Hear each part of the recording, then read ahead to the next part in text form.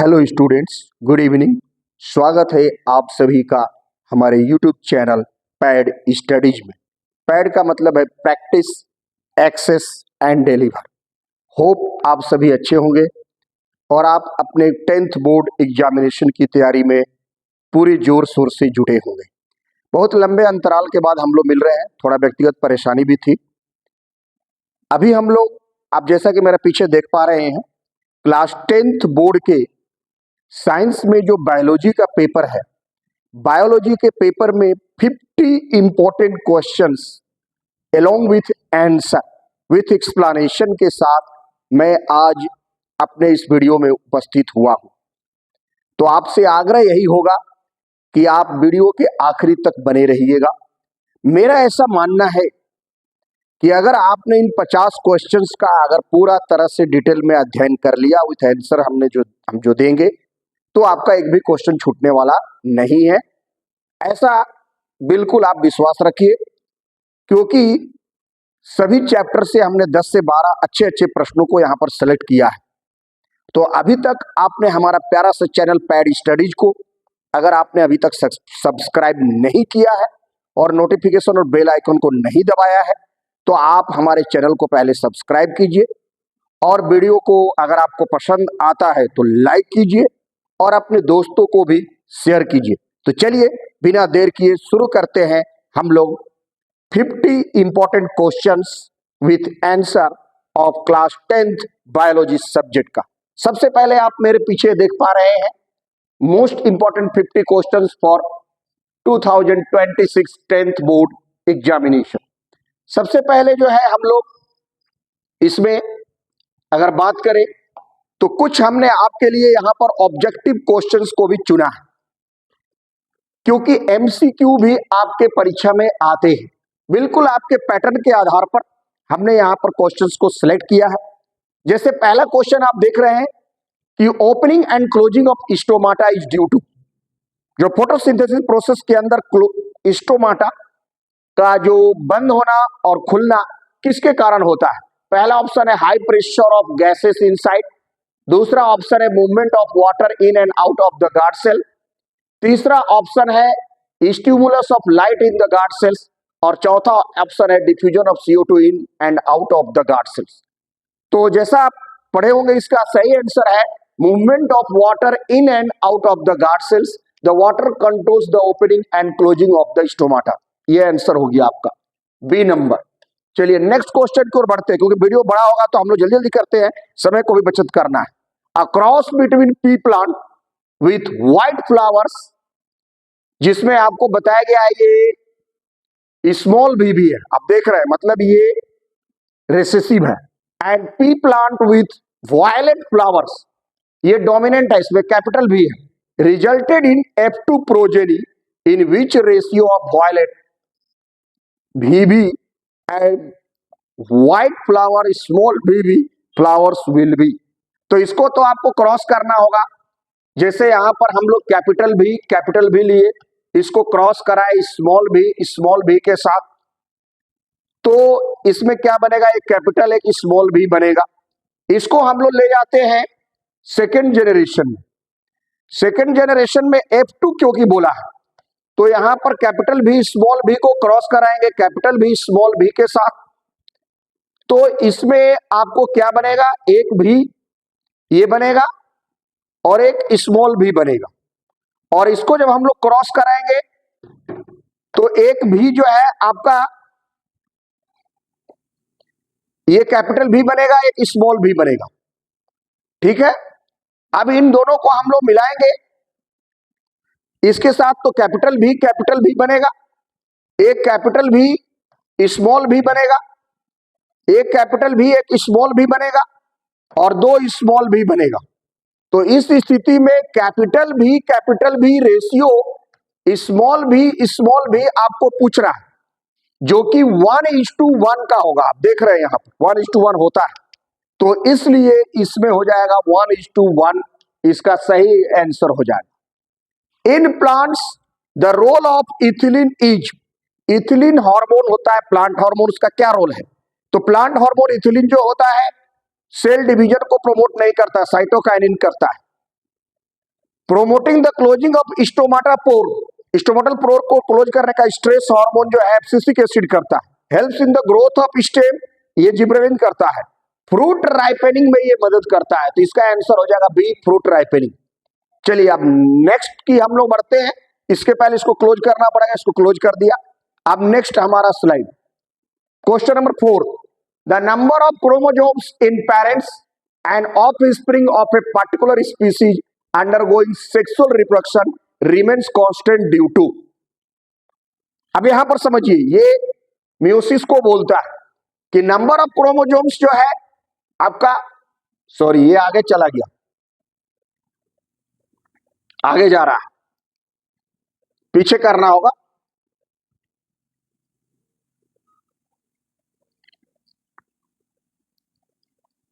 ये तो आगे ही बढ़ रहा है। चलिए हम लोग शुरू से आते हैं, थोड़ा फिर से।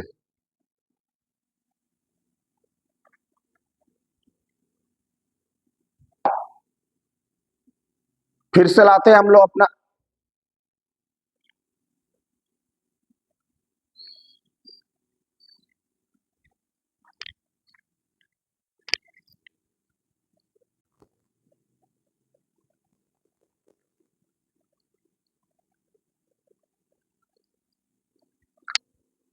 क्वेश्चन नंबर 4 जो आपका है वो है the number of chromosomes in parents and offspring of a particular species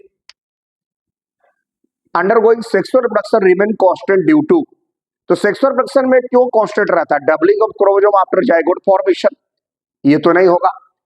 halving of chromosome after zygote formation, ये भी नहीं होगा। जाइगोट फॉर्मेशन में तो क्रोमोसोम जाइगोट में तो 2n रहता है, यानी डबल ही रहता है, सेम रहता है उसमें।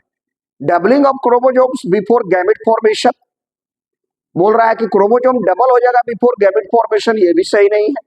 Halving of chromosomes eight the time of gamete formation, ये सही है। गैमेटोजेनेसिस जब होता है तो आपको पता है कि क्रोमोसोम्स जो है, गैमेट जब बनता है स्पर्म के अंदर जो है, मेल गैमेट में 23 होता है और फीमेल गैमेट में भी 23 होता है, एग में और ये स्पर्म में। और जब ये आपस में दोनों फ्यूज करते हैं तो जाइगोट बनता है, जिसमें 46 क्रोमोसोम यानी 23 पेयर्स रहता है। तो 23 इसमें, n इसमें, n इसमें, तो ये half number of chromosomes zygote में रहता है, बनने से पहले रहता है गैमेट्स में। तो गैमेट फॉर्मेशन के समय ही हाफिंग ऑफ क्रोमोसोम्स होता है, मियोसिस होता है। तो मियोसिस के कारण ये हाफिंग ऑफ क्रोमोसोम्स होता है। चलिए आगे बढ़ते हैं, question 5, which of the following statement is true about the Uptake of water in plants. Plants में जो अपटेक ऑफ वाटर होता है वो उसमें क्या है? सही है, it occurs all the time due to diffusion, ऐसा नहीं। Water enters the roots due to osmosis, at night the transpiration in low roots do not take up water, रात में वाटर पानी नहीं लेगा, ऐसा तो नहीं है। The movement water from roots to leaves is bidirectional, पानी का कार्य यूनिडायरेक्शनल मूवमेंट होता है, तो बाई डायरेक्शनल तो होगा नहीं, ये गलत है। इसलिए इसमें दूसरा ऑप्शन सही है, water enters the root due to osmosis, root hair के जरिए जो है वाटर जो है वो इंटर करता है। तो ये आपको समझ में आ गया होगा। होप आगे बढ़ते हैं हम लोग। नेक्स्ट क्वेश्चन जो है हमारा वो question number 6, if all the organism, इसमें देख रहे हैं ऑफ वन ट्रॉपिक लेवल, अगर एक ट्रॉपिक लेवल का ऑर्गेनिज्म, ये देखिए और एनवायरमेंट का आ गया, सबके क्वेश्चन तो मिले जुले आएंगे। In a food chain die, what would be its impact on the population of organism in other trophic level. अगर एक कोई ट्रॉपिक लेवल का फूड चेन का अगर एक ऑर्गेनिज्म मर जाता तो क्या होगा अदर ट्रॉपिक लेवल में। मान लीजिए यहाँ ग्रास है, ग्रास को गॉट खा गया, गॉट को लायन खा गया, तो कह रहा है कि all the organism of one trophic level in a food chain die, what would be its impact. मान लीजिए बकरी सारी मर गई, सपोज कीजिए, तो दूसरे पर क्या होगा? अब घास को तो कोई खा नहीं पाएगा, घास तो अपना ऐसे चलते रहेगा और अच्छा है, लेकिन लायन को खाना नहीं मिलेगा क्योंकि लायन डिपेंडेंट है गोट पर, तो इसको भूखे मर जाएगा और फूड चेन डिस्टर्ब हो जाएगा। Remain the same in the next trophic level, ये तो नहीं होगा। Increase in the next trophic level में इंक्रीज कर देगा, what will B. Increase in the lower trophic level remain the same in the lower trophic level, ये भी नहीं होगा। तो आप देख रहे हैं कि increase in the next trophic level, next trophic level में इंक्रीज आओ, इसको खाना नहीं मिलेगा तो भूखे मर जाएगा भाई। ये संख्या बढ़ेगी, ग्रास बहुत ग्रो करेगा, तो increase in the lower trophic level, ये इसमें सही होगा। A cross between pure tall and pure short P plant gives hybrid toll P plant in the first generation. First generation में हाइब्रिड टॉल पी प्लांट मिलता है आपको T और TT, ये आपको भी पता है, टीटी टीटी और कैपिटल टी स्मॉल टी का क्रॉस कराते हैं तो इन दोनों से यही हमको मिलता है। What would be the genotypic ratio in the offspring of the second generation if these F1 plants were self-pollinated? Pure tall और प्योर शॉर्ट प्लांट को अगर इसी को कैपिटल टी स्मॉल टी और कैपिटल टी स्मॉल टी को आप cross कराते हैं तो इसमें आपको TT capital T capital T small T दो को बनता है और स्मॉल टी बनता है। तो F1 प्लांट्स वर सेल्फ पॉलिनेटेड अगर किया जाएगा, genotypic ratio in the office second generation में क्या होगा? तो जीनोटिपिक रेशियो 1:2:1 का होगा। तो ये आंसर आपका हो जाएगा, 1:2:1 का होता है F2 जनरेशन में, सेकेंड जनरेशन में मोनोहाइब्रिड क्रॉस। अब next question assertion and reasoning का आ गया। 7 क्वेश्चन आपको बायोलॉजी का एमसीक्यू आएगा, इसलिए हमने यहां पर एक आपको डिमोस्ट्रेट किया कि ऐसा क्वेश्चन आएगा। नेक्स्ट में हम लोग का असर्शन एंड रीजनिंग है। Answer this question selecting the appropriate option. इसमें क्या है? Variation always provide a survival advantage to an organism, ये तो ठीक है। Variation can be called due to incorrect DNA copying, ये हो सकता है। वेरिएशन जो होता है वो इनकरेक्ट डीएनए कॉपी के कारण ही होता है, एरर आया जिसके कारण। तो both A and R are true and R is the correct explanation of A, तो इसमें ये हो जाएगा। चलिए नेक्स्ट में हम लोग बढ़ते हैं अपने क्वेश्चन नंबर 9 की तरफ, ठीक है। क्वेश्चन नंबर 9 एक और क्वेश्चन है असर्शन एंड रीजनिंग का। Omnivorous receive 10% of their energy from the tropic level below them. Omnivorous जो होते हैं वो 10% एनर्जी रिसीव करते हैं from the trophic level below them, उसके नीचे जो ट्रॉपिक लेवल है, तो हर ऑर्गन चाहे ओमनीवोरस हो चाहे जो भी हो वो 10% तो एनर्जी रिसीव करेगा ही। And omnivore is always in the trophic level just above the herbivore. अब हार्बीवोर जो होता है प्लांट होता है, प्लांट हार्बीवोर, उसके जस्ट ऊपर जो होता है वो ओमनीवोर होता है, ओमनीवोर उसके जस्ट ऊपर होता है, ठीक है। ये कह रहा है ऑलवेज होता है, तो ओमनीवोर माने दोनों। यहां पर मान लीजिए गोट आ गई तो ये तो बकरी तो ओमनीवोर नहीं आई, तो हार्बीवोर सही। लेकिन अगर मनुष्य खाया प्लांट को तो वो तो दोनों तरह का होता है। लेकिन हमेशा ये होगा ये कोई जरूरी नहीं है। तो both A and R are true, तो नहीं, ये तो गलत है। Both A and R are true explanation, ये भी गलत है। पहला वाला आपका सही है, A is true but R is false, यहां पर ये होगा क्योंकि ये हमेशा एक ओमनीवोर होगा, ये कोई जरूरी नहीं, वो एक हार्बीवोर भी हो सकता है। ऑलवेज ये लिख रहा है, it can not be always, तो ये गलत हो गया। चलिए अब नेक्स्ट क्वेश्चन की तरफ हम लोग बढ़ते हैं, जो आपका आ गया सब्जेक्टिव, जिसको हमने पहले आपको लाइव प्रोसेस से लिया। अब लाइव प्रोसेस का जो क्वेश्चन है वो पहला क्वेश्चन है, आप देख रहे हैं, why is there a difference in the rate of breathing between aquatic organism and terrestrial organism. पानी में रहने वाले और जमीन पर रहने वाले जीवों के बीच में ब्रीदिंग रेट में क्या अंतर होता है? What is double circulation? Why the separation of the right side and the left side of the heart is required? How does it help birds and mammals? कैसे ये बर्ड्स और मैमल्स में जो राइट साइड का अब left side में नहीं mix up होता है, दोनों तरफ का ब्लड अलग रहता है, ऐसा क्यों होता है, कैसे ये हेल्प करता है, ये बताना है आपको। तो चलिए इसको हम लोग आंसर देखते हैं नेक्स्ट स्लाइड में। पहला स्लाइड में पूछा था कि एक्वेटिक ऑर्गेनिज्म और का ब्रीदिंग रेट टेरेस्ट्रियल ऑर्गेनिज्म से अंतर क्यों होता है? एक्वेटिक ऑर्गेनिज्म यानी जो पानी में रहते हैं, आपको पता है कि ऑक्सीजन वहां पर सॉल्युबल नहीं है, कंप्लीट सॉल्युबल नहीं होता है, ऑक्सीजन का वहां पर कमी होता है। Aquatic organism like fishes have different breathing rate. Fish का जो है डिफरेंट ब्रीदिंग रेट रहता है। ब्लैक कर लेते हैं, ये लाल आ जा रहा है जगह जगह।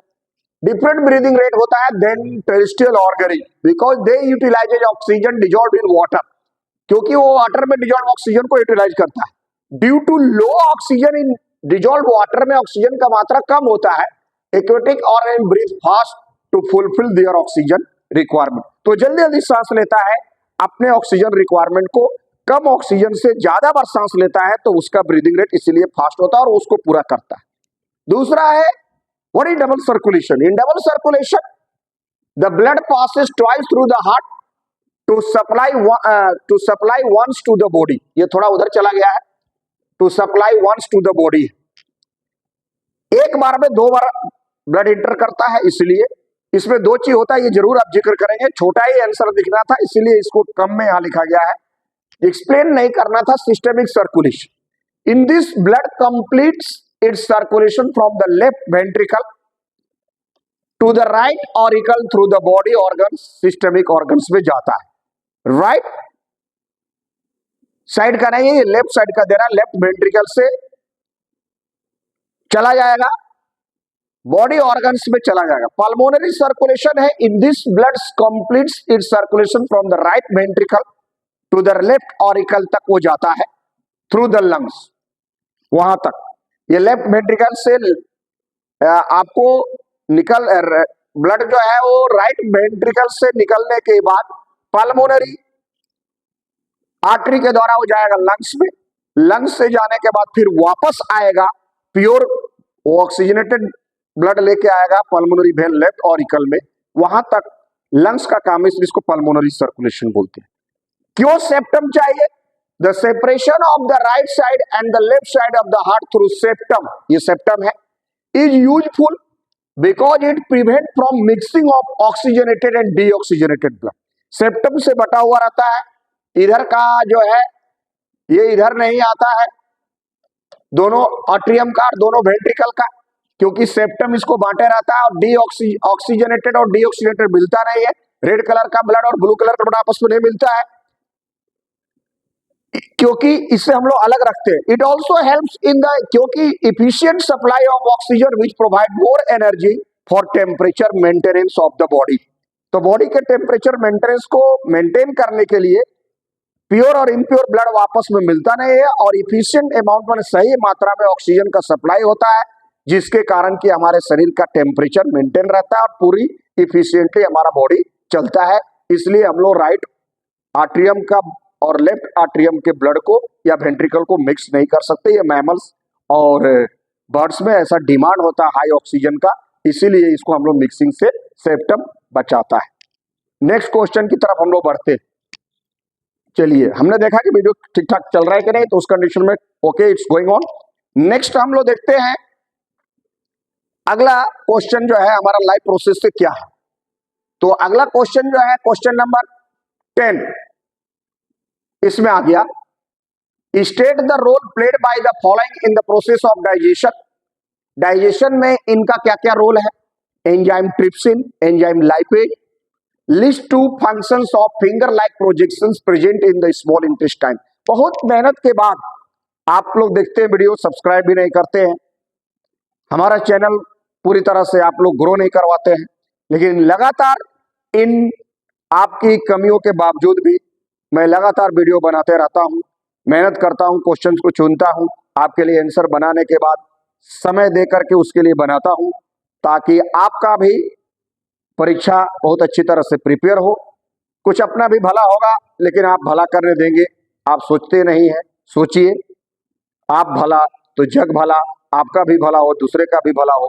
इसलिए हम लोग अच्छे अच्छे क्वेश्चंस हमने आपको सेलेक्ट किया है। अगर आप इनको कंप्लीट करते हैं तो आपका सारा लगभग इंपॉर्टेंट क्वेश्चंस यहां से कंप्लीट हो जाएंगे। जैसे एंजाइम ट्रिप्सिन की बात कर रहा है, एंजाइम लाइपेज का बात कर रहा है, उसका रोल क्या प्ले करता है। ऐसे मिक्सअप क्वेश्चन आपको आएंगे परीक्षा में, एक ही क्वेश्चन डायरेक्ट नहीं आता है, सीबीएसई पैटर्न बदल बदल के क्वेश्चन देता है। List two functions of finger like projection present in the small intestine. Small intestine में फिंगर लाइक प्रोजेक्शन में भिलाई का क्या रोल है?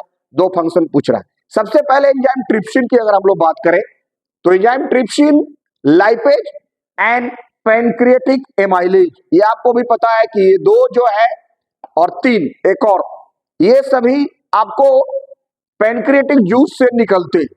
अब पैनक्रिएटिक जूस में एक एंजाइम है आपका ट्रिप्सिन। एंजाइम ट्रिप्सिन क्या करता है? In secreted by pancreas which is release in the pancreatic juice में जो रहता है and helps in the digestion of protein. ये प्रोटीन पचाने वाला एंजाइम है ट्रिप्सिन, यही आपको लिखना है। एंजाइम लाइपेज वो उसमें साथ में जो रहता है secreted by pancreas which is release in the pancreatic juice and helps in the digestion of emulsified fat. आप फैट का डाइजेशन नहीं लिखेंगे, इमल्सिफाइड फैट बाइल जूस जो इमल्सिफाइड कर देता है, उस फैट के डाइजेशन में ये हमारा जो लाइपेज एंजाइम है वो मदद करता है। उसके बाद है अगला क्वेश्चन में पूछा था कि finger like projection small intestine में क्यों प्रेजेंट होता है, उसका क्या दो काम है। Finger like projections present in the small intestine is called Bhilai, आपको भिलाई लिखना है। इट्स टू फंक्शंस आर, दो फंक्शन क्या क्या है? Increase J the surface area of small intestine, ये स्मॉल इंटेस्टाइन के सरफेस एरिया को बढ़ा देता है ताकि ज्यादा से ज्यादा मात्रा में फूड का एब्जॉर्प्शन हो सके। And it helps in the absorption of digested food, और डाइजेस्टेड फूड जो एब्जॉर्ब होता है, पचा हुआ भोजन स्मॉल इंटेस्टाइन में एब्जॉर्प्शन भी होता है, वो in finger like projection Bhilai की मदद से ही होता है। तो ये दोनों आपको कार्य लिख देने हैं। उसके बाद हम लोग चलते हैं नेक्स्ट क्वेश्चन की तरफ, क्वेश्चन नंबर 12।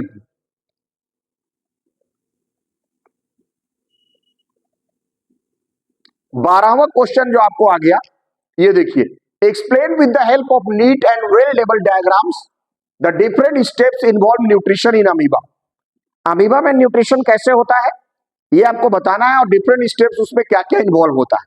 तो आपको पता है कि अमीबा में होलोजोइक न्यूट्रिशन होता है। होलोजोइक न्यूट्रिशन होता है जिसमें आपको इंजेशन, डाइजेशन, उसके बाद एब्जॉर्प्शन, एसिमिलेशन एंड इंजेशन, ये पांचों स्टेप होता है। तो न्यूट्रिशन इन अमीबा आपको डायग्राम से यहां समझाया गया है। आपको भी अपने आंसर में डायग्राम को बनाना है और डायग्राम के माध्यम से इसको समझाना है। यहाँ पर ये न्यूक्लियस फूड वैक्यूल बनाता है, फूड पार्टिकल्स जब आता है तो ये ले लेता है सीडोपोडिया की मदद से। आपको पता भी है कि ये चला जाता है, इनका आभार है, हम लोग इनको लिए हैं। Food vacuole, food particle magnum का ये आया है, ये जो है आपको फैगोसाइटोसिस होगा, उसको निकल जाएगा और ये अंदर चला जाएगा भोजन, और अमीबा भोजन को लेके पचाएगा और एंजाइम्स की मदद से उसको डाइजेस्ट करेगा, फिर एब्जॉर्प्शन होगा, एसिमिलेशन होगा, और फाइनली जो भी इसके मेम्ब्रेन से बाहर निकल जाएगा, सेल मेम्ब्रेन से जो भी अनडाइजेस्टेड फूड होगा वो इजेस्ट हो जाएगा, बाहर निकल जाएगा, इजेशन हो जाएगा। तो ये 4 स्टेप में डायग्राम है, आप बनाते भी है, इसको बनाना है, प्रैक्टिस करना है, ये हमारे पॉइंट ऑफ व्यू से ये इंपॉर्टेंट हो सकता है। नेक्स्ट हम लोग बढ़ते हैं। इसके बाद क्वेश्चन क्या है, क्वेश्चन नंबर 13 को देखिए। लाइफ प्रोसेस के क्वेश्चन अभी हम लोग चल रहे हैं, एक एक करके हमने यहाँ पर सिलेक्ट किया है, थोड़ा सा हमने डाउनलोड करके लिया है, इसलिए आपको ये पाथवे आपको पता भी है कैसे होता है, और आपको हमने बार बार बताया है, तो ये आपको याद भी रखना है। अगर आप यहाँ पर क्लियर नहीं दिखाता है तो सॉरी फॉर दैट, बट हमने प्रयास किया है कि आपको दिखे। हम लोग यहाँ पर समझ भी सकते हैं इसको हम लोग बहुत ही आसानी से, और हमने आपको बार बार आगे भी हम अपने वीडियो में जिक्र किए हैं इसका, कि draw flow chart showing the 3 different pathways involve in the breakdown of glucose in different organism. Name the respiratory pigment present in human being. Human being में रेस्पिरेटरी पिगमेंट क्या होता है। State the function of rings of cartilage present in our throat. इसमें एक और ये question जोड़ा गया है कि हमारे गले में रिंग्स ऑफ कार्टिलेज का क्या रोल होता है। पहला क्वेश्चन जो है फ्लो चार्ट के माध्यम से आपको breakdown of glucose by different pathways में बताया गया है। ग्लूकोज 6 कार्बन मॉलिक्यूल होता है, ये आपको भी पता है। पहले सबसे पहले इन साइटोप्लाज्म में ये ब्रेकडाउन होता है जिसको हम लोग ग्लाइकोलाइसिस कहते हैं। द ब्रेकडाउन ऑफ ग्लूकोज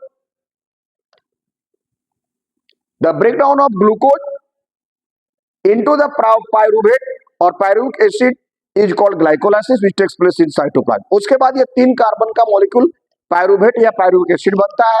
ये एब्सेंस ऑफ ऑक्सीजन इस सेल में जब जाता है तो इथानॉल CO2 और एनर्जी 2 कार्बन मॉलिक्यूल वाला C2H5OH आपका इथानॉल बनता है।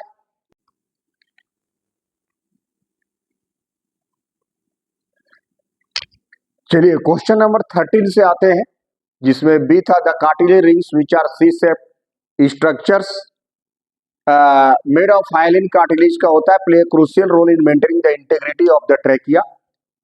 दे ensure that the airway remains open and does not collapse, allowing for the free passage of air to and from the lungs. This structure support is vital for effective respiration. तो trachea जो है ना क्लॉप्स से बचाता है। 13 question, वो 12 था actually, ये 12 क्वेश्चन था, क्वेश्चन नंबर 12 था ये, जो है आपको लिखना है। इसको यहां से लेते हैं, 12 में आप आ जाइए, ये 12 था, तो ये 12 का बी था, हाइलिन कार्टिलेज वाला। अब 13 क्वेश्चन में 5 क्वेश्चन है, इसको थोड़ा जल्दी जल्दी देखते हैं हम लोग। Give regions ventricles have thicker muscular wall than atria. Transport system of plants is slow. Circulation of blood in aquatic vertebrates differ from that in terrestrial vertebrates. During the daytime, water and minerals travel faster through xylem as compared to the night. Veins have valve whereas arteries do not. तो ये 5 question है, 5 marks में ये पूछा जा सकता है। ये आपको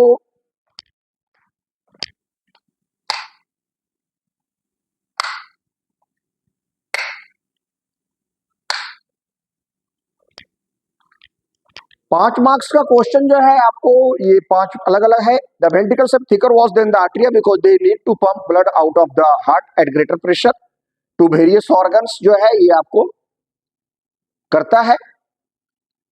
और the muscular walls of the ventricles design to generate the force necessary for the function of the body, इसलिए वेंट्रिकल का वॉल जो है बहुत हाई प्रेशर से भेजता है, इसलिए उसका थिकर वॉल होता है। नेक्स्ट क्वेश्चन जो हमारा है वो आपका है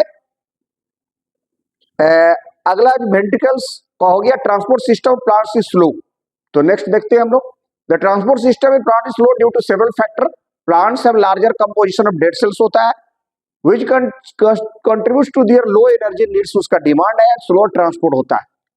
दे रिलाई, यहाँ रिलाई है, आर ई रिलायबल जो होता है, रिलाई है, रिले नहीं है, वो रिलाई है, क्यों ही रिलाई करते हैं ऑन पैसिव ट्रांसपोर्ट मैकेनिज्म उनका होता है, हमारे जैसा एक्टिव नहीं होता है।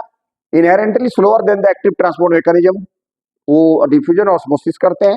Plants have only 2 types of tissue for transport which limits efficiency, xylem और फ्लोएम है। Unlike animals, plants lack a circulatory system with a central pump such as heart नहीं होता है, which further slow down the transport process, इसलिए उनका slow transport system होता है। चलिए नेक्स्ट में हम लोग बढ़ते हैं। नेक्स्ट जो है हमारा वो डिफरेंशिएट किया गया है। सर्कुलेशन टाइप सिंगल सर्कुलेशन होता है, टेरेस्ट्रियल और में डबल सर्कुलेशन होता है। हार्ट का चेंबर 2 होता है, एक एट्रियम एक वेंट्रिकल। फिश वगैरह में 3 या 4 चेंबर का होता है, डिपेंड्स ऑन स्पीसीज। मैमल्स और बर्ड्स में 4 चेंबर होता है, एम्फीबियंस में 3 चेंबर्स होते हैं। ऑक्सीजनेशन साइड गिल्स से यहाँ होता है, लंग्स और स्किन दोनों से हम लोग सांस लेते हैं। ब्लड का flow heart gills body heart में जाता है, हार्ट लंग्स हार्ट बॉडी, ये दोबारा आता है, इसलिए इसमें फ्लो जो होता है डबल सर्कुलेशन होता है। नेक्स्ट हम लोग देखते हैं, during the day time water and minerals travel faster through xylem, night में compare to the night due to increase transpiration rate. Transpiration बहुत तेज होता है दिन के समय। Loss of water in the form of vapour is called transpiration, वाष्पोत्सर्जन की क्रिया दिन में ज्यादा होती है, इसलिए वहां वाटर का लॉस जो है, ये बहुत परेशानी है इसमें।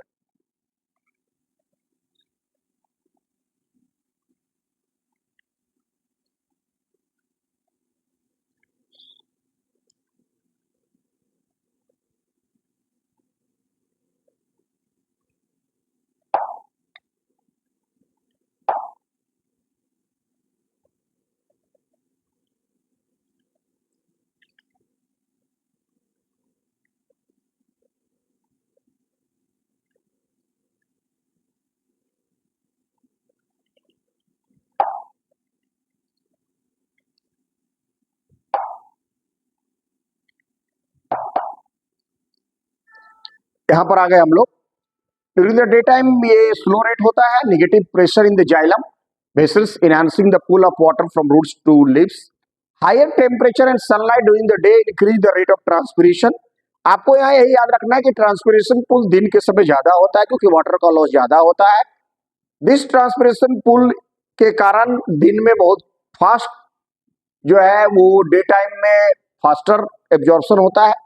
This transpiration pull is significantly reduced at night, leading to slower movement of water and minerals होता है, और उसके कारण जो है plant facilitate faster transport during the day time than night.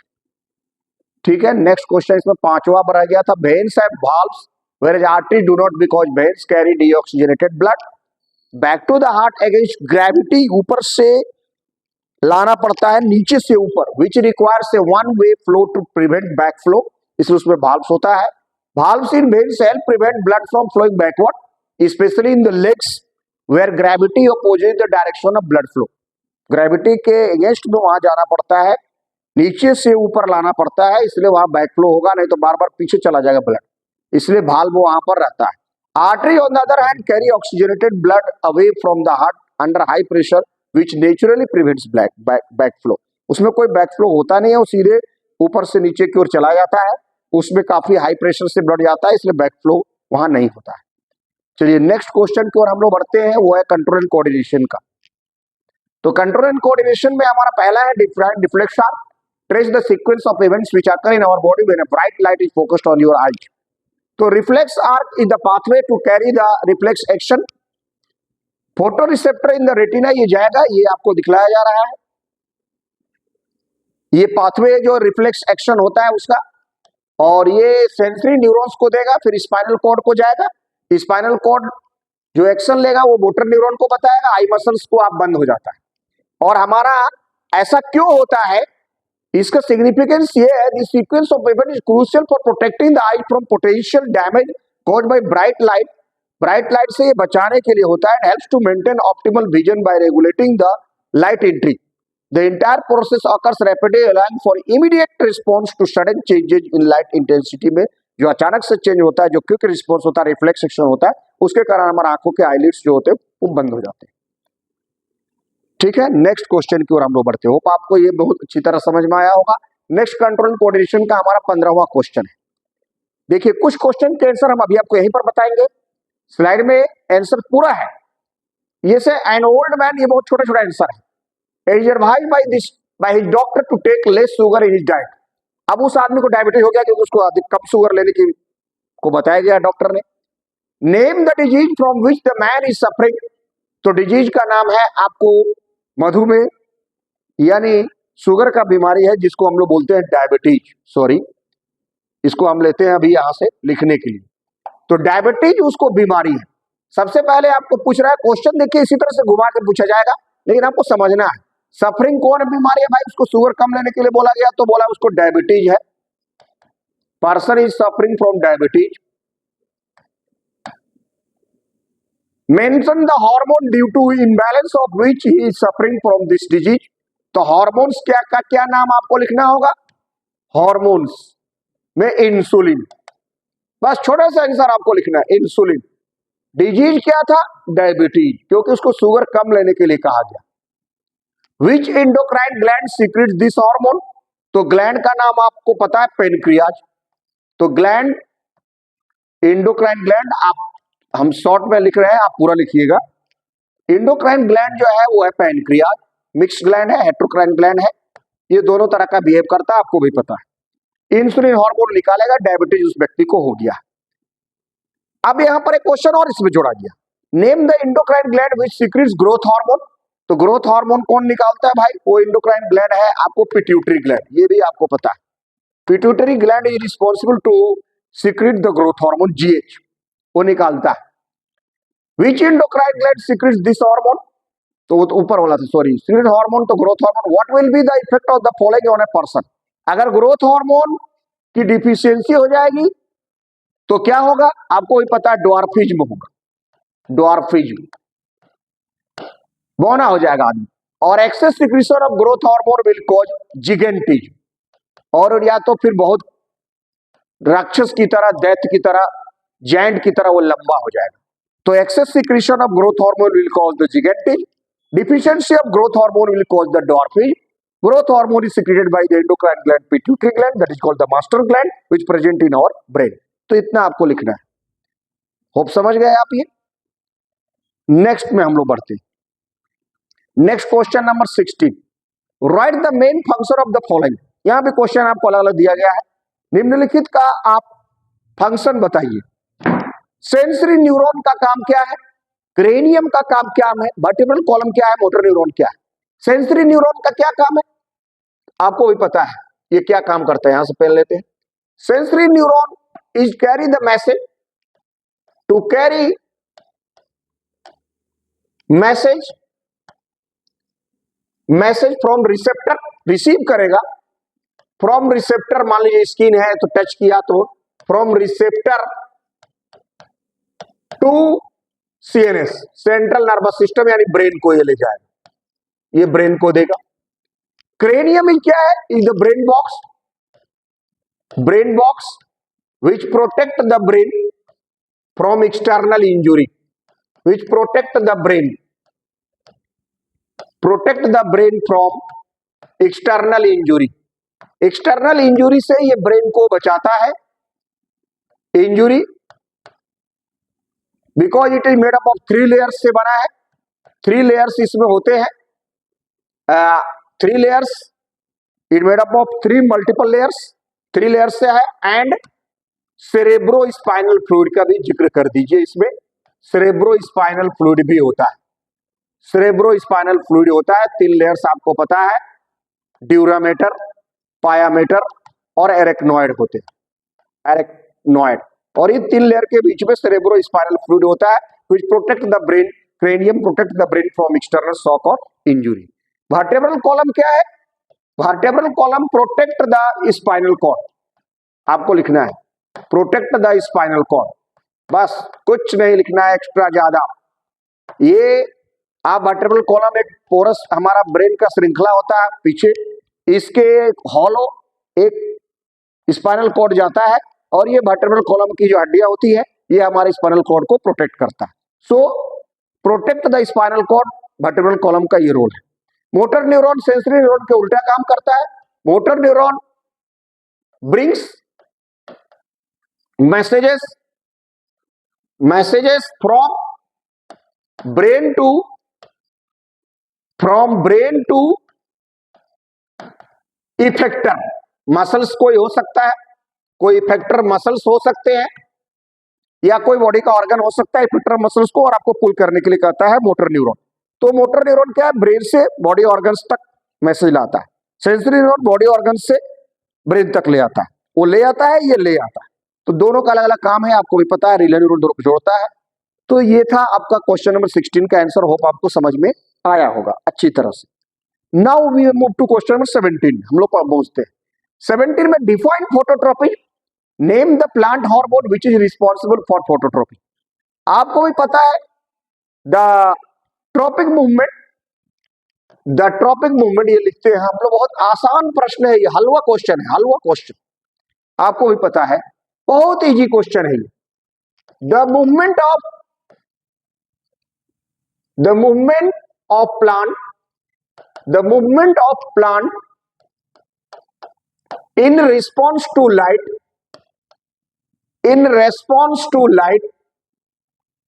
in response to light is called phototropy. The tropic movement of plant in response to light is called phototropism. Phototropism is a tropic movement जो कि light के कारण plant move करता है, वो phototropism है। Name the plant hormone which is responsible for phototropism. Phototropism के लिए प्लांट हार्मोन कौन रिस्पॉन्सिबल है, ऑक्सिन। तो प्लांट हार्मोन का नाम आप लिख दीजिए auxin.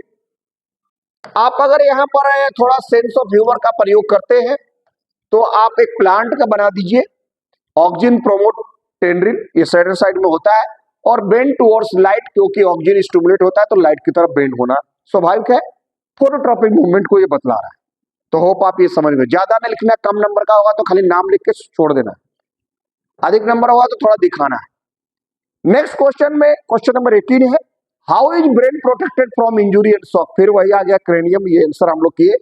Name 2 parts of hind brain and state the function of each. तो ये क्वेश्चन भी बहुत आसान है। Brain protected from injury and shock, तो इसका आंसर आप लिखेंगे फ्रॉम ब्रेन बॉक्स और क्रेनियम। तो आंसर में हमने अभी भी इसके पहले जिक्र किया, तो इसका आंसर ए का हो जाएगा आपका cranium. Cranium, brain box, protect the brain from external injury, 3 layers इसमें जोड़ दीजिए, and cerebrospinal fluid. 2 parts of hind brain का नाम लिखना है। हैंड ब्रेन में 3 पार्ट्स है, आपको ये भी पता है, you know, better know. Hind brain में पोन्स होता है, पोन्स पहला है, दूसरा है सेरेबेलम, सेरेबेलम, और तीसरा है मेडुला। 2 कोई भी पार्ट्स का नाम आपको लिखना है जो कि हैंड ब्रेन में होता है, मेडुला। तो इसमें आपको 2 आप लिख दीजिए, पोन्स का फंक्शन आप लिख दीजिए। पहला, पोन्स कंट्रोल और रेगुलेट रेस्पिरेशन, रेस्पिरेशन को कंट्रोल करता है, ब्रीदिंग रेट को कंट्रोल करता है रेस्पिरेशन। उसके बाद दूसरा है आपका cerebellum. Cerebellum is the second largest part of the brain. Cerebellum का क्या काम है? सेरेबेलम का काम है maintaining balance of the body, balance and posture, maintaining balance of the body, balancing the body में मदद करता है, balance of the body and posture, हमारा पोस्चर गेस्चर को भी, पोस्चर को भी ये मेजर करता, मेंटेन करता है। तो ये हो गया 2 फंक्शन, ये आपको समझ में आ गया हो अच्छी तरह से, आप समझ रहे हैं। आपके लिए इंपॉर्टेंट है, थोड़ा कमेंट भी कीजिए, लाइक कीजिए वीडियो को, और अपने दोस्तों को शेयर कीजिए, सब्सक्राइब कीजिए। अगर आपने सब्सक्राइब नहीं किया है, बेल आइकन नोटिफिकेशन को ऑन कीजिए ताकि हम वीडियो डालें। अब धीरे धीरे हम लोग, एक डिमांड हुआ था भैया का हेरिडिटी का, तो उसका अलग से हम छोटा सा एक वीडियो बना देंगे बाद में, समय मिलते ही। इसमें भी बहुत सारे हेरिडिटी के क्वेश्चन अभी हम लोग आएंगे जो आपका क्लियर कर देगा। नेक्स्ट हम लोग देखते हैं इसके बाद क्या क्वेश्चन। तो वीडियो को पूरा देखिए, पॉज कर करके आप देखिए, समझिए। 19 हम जो बोल रहे हैं उसको साथ कम्युनिकेट कीजिए। आंसर आपको वहां पर है। How does blood sugar level get regulated in the human body? तो ब्लड शुगर लेवल को कौन रेगुलेट करता है? तो ब्लड शुगर लेवल जो हमारा रेगुलेट होता है वो इंसुलिन हार्मोन रेगुलेट करता है। फीडबैक मैकेनिज्म आप एक यहाँ पर है जो इंसुलिन को प्रॉपर अमाउंट में कंट्रोल करता है। यहाँ पर आपको आंसर ये लिखना पड़ेगा, इसको थोड़ा सा आप अध्ययन भी करेंगे तो यहाँ पर ये फीडबैक मैकेनिज्म का एक काम है। फीडबैक मैकेनिज्म ऑफ हाइपोथैलेमस, एक तरह से हम लोग बोले तो feedback mechanism of hypothalamus, feedback mechanism regulate the amount of insulin, regulate the amount of insulin by hypothalamus. By hypothalamus का आप जिक्र कर दीजिए यहाँ पर, जो हमारे लिए feedback mechanism how much and when and how the amount of the insulin will be release, ये वो कंट्रोल करेगा। Which hormone is secreted into the blood when you are under stress? Name the gland that secrets this hormone. Stress में अगर आप रहते हैं तो stress hormone emergency gland कौन है? एड्रेनालिन।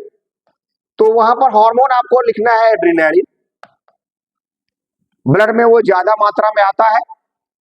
और नेम द ग्लैंड, ग्लैंड का नाम आपको लिखना है एड्रिनल ग्लैंड। एड्रिनल ग्लैंड जो है वो सीक्रेट करता है एड्रेनालिन हार्मोन, और एड्रिनल ग्लैंड सीक्रेट करता है एक्स्ट्रा जो है ऑक्सीजन का सप्लाई होता है, हार्ट बीट बढ़ जाता है, आपको ये लिखना है increase the heart beat, and extra oxygen supply increase the heart beat, supply from heart to produce from heart, लिखिए heart, to produce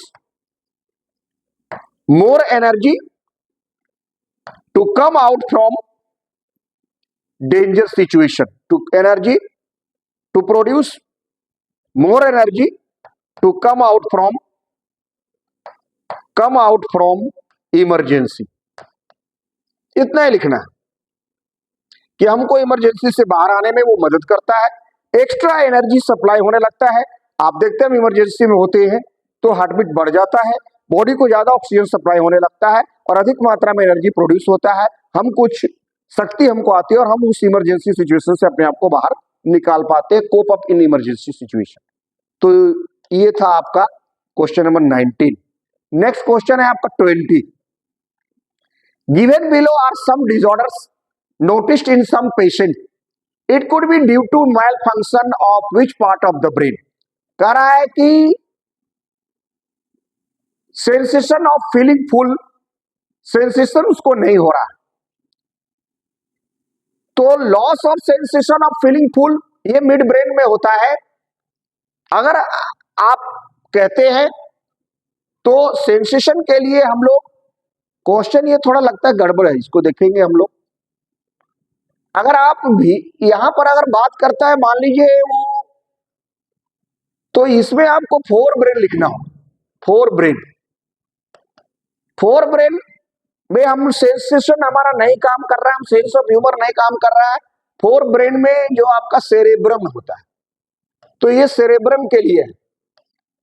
lower ability to सालिवेट, saliva आपको कम निकल रहा है, लो सलाइवा, तो लो सलाइवा के लिए ब्रेन का कौन सा पार्ट रिस्पॉन्सिबल है, तो ये हैंड ब्रेन करता है। आपको पीछे का पार्ट जो है ऑटोमेटिक एक्शन के लिए करता है, इनवॉलेंट्री एक्शन में हैंड ब्रेन में एक्चुअली मेडुला करेगा, तो ये आप मेडुला लिख दीजिए। साल्वेशन, वोमिटिंग, स्नीजिंग, कफिंग, इसके लिए रिस्पॉन्सिबल है मेडुला, तो इसमें हाइड ब्रेन हो जाएगा। Difficulty in maintaining the posture and balance in body, इसमें भी हाइंड ब्रेन का सेरेबेलम करेगा, तो हाइंड ब्रेन का पार्ट है सेरेबेलम। तो सेरेबेलम अभी हम लोगों ने जिक्र किया कि maintaining posture and balance in body is responsible for cerebellum.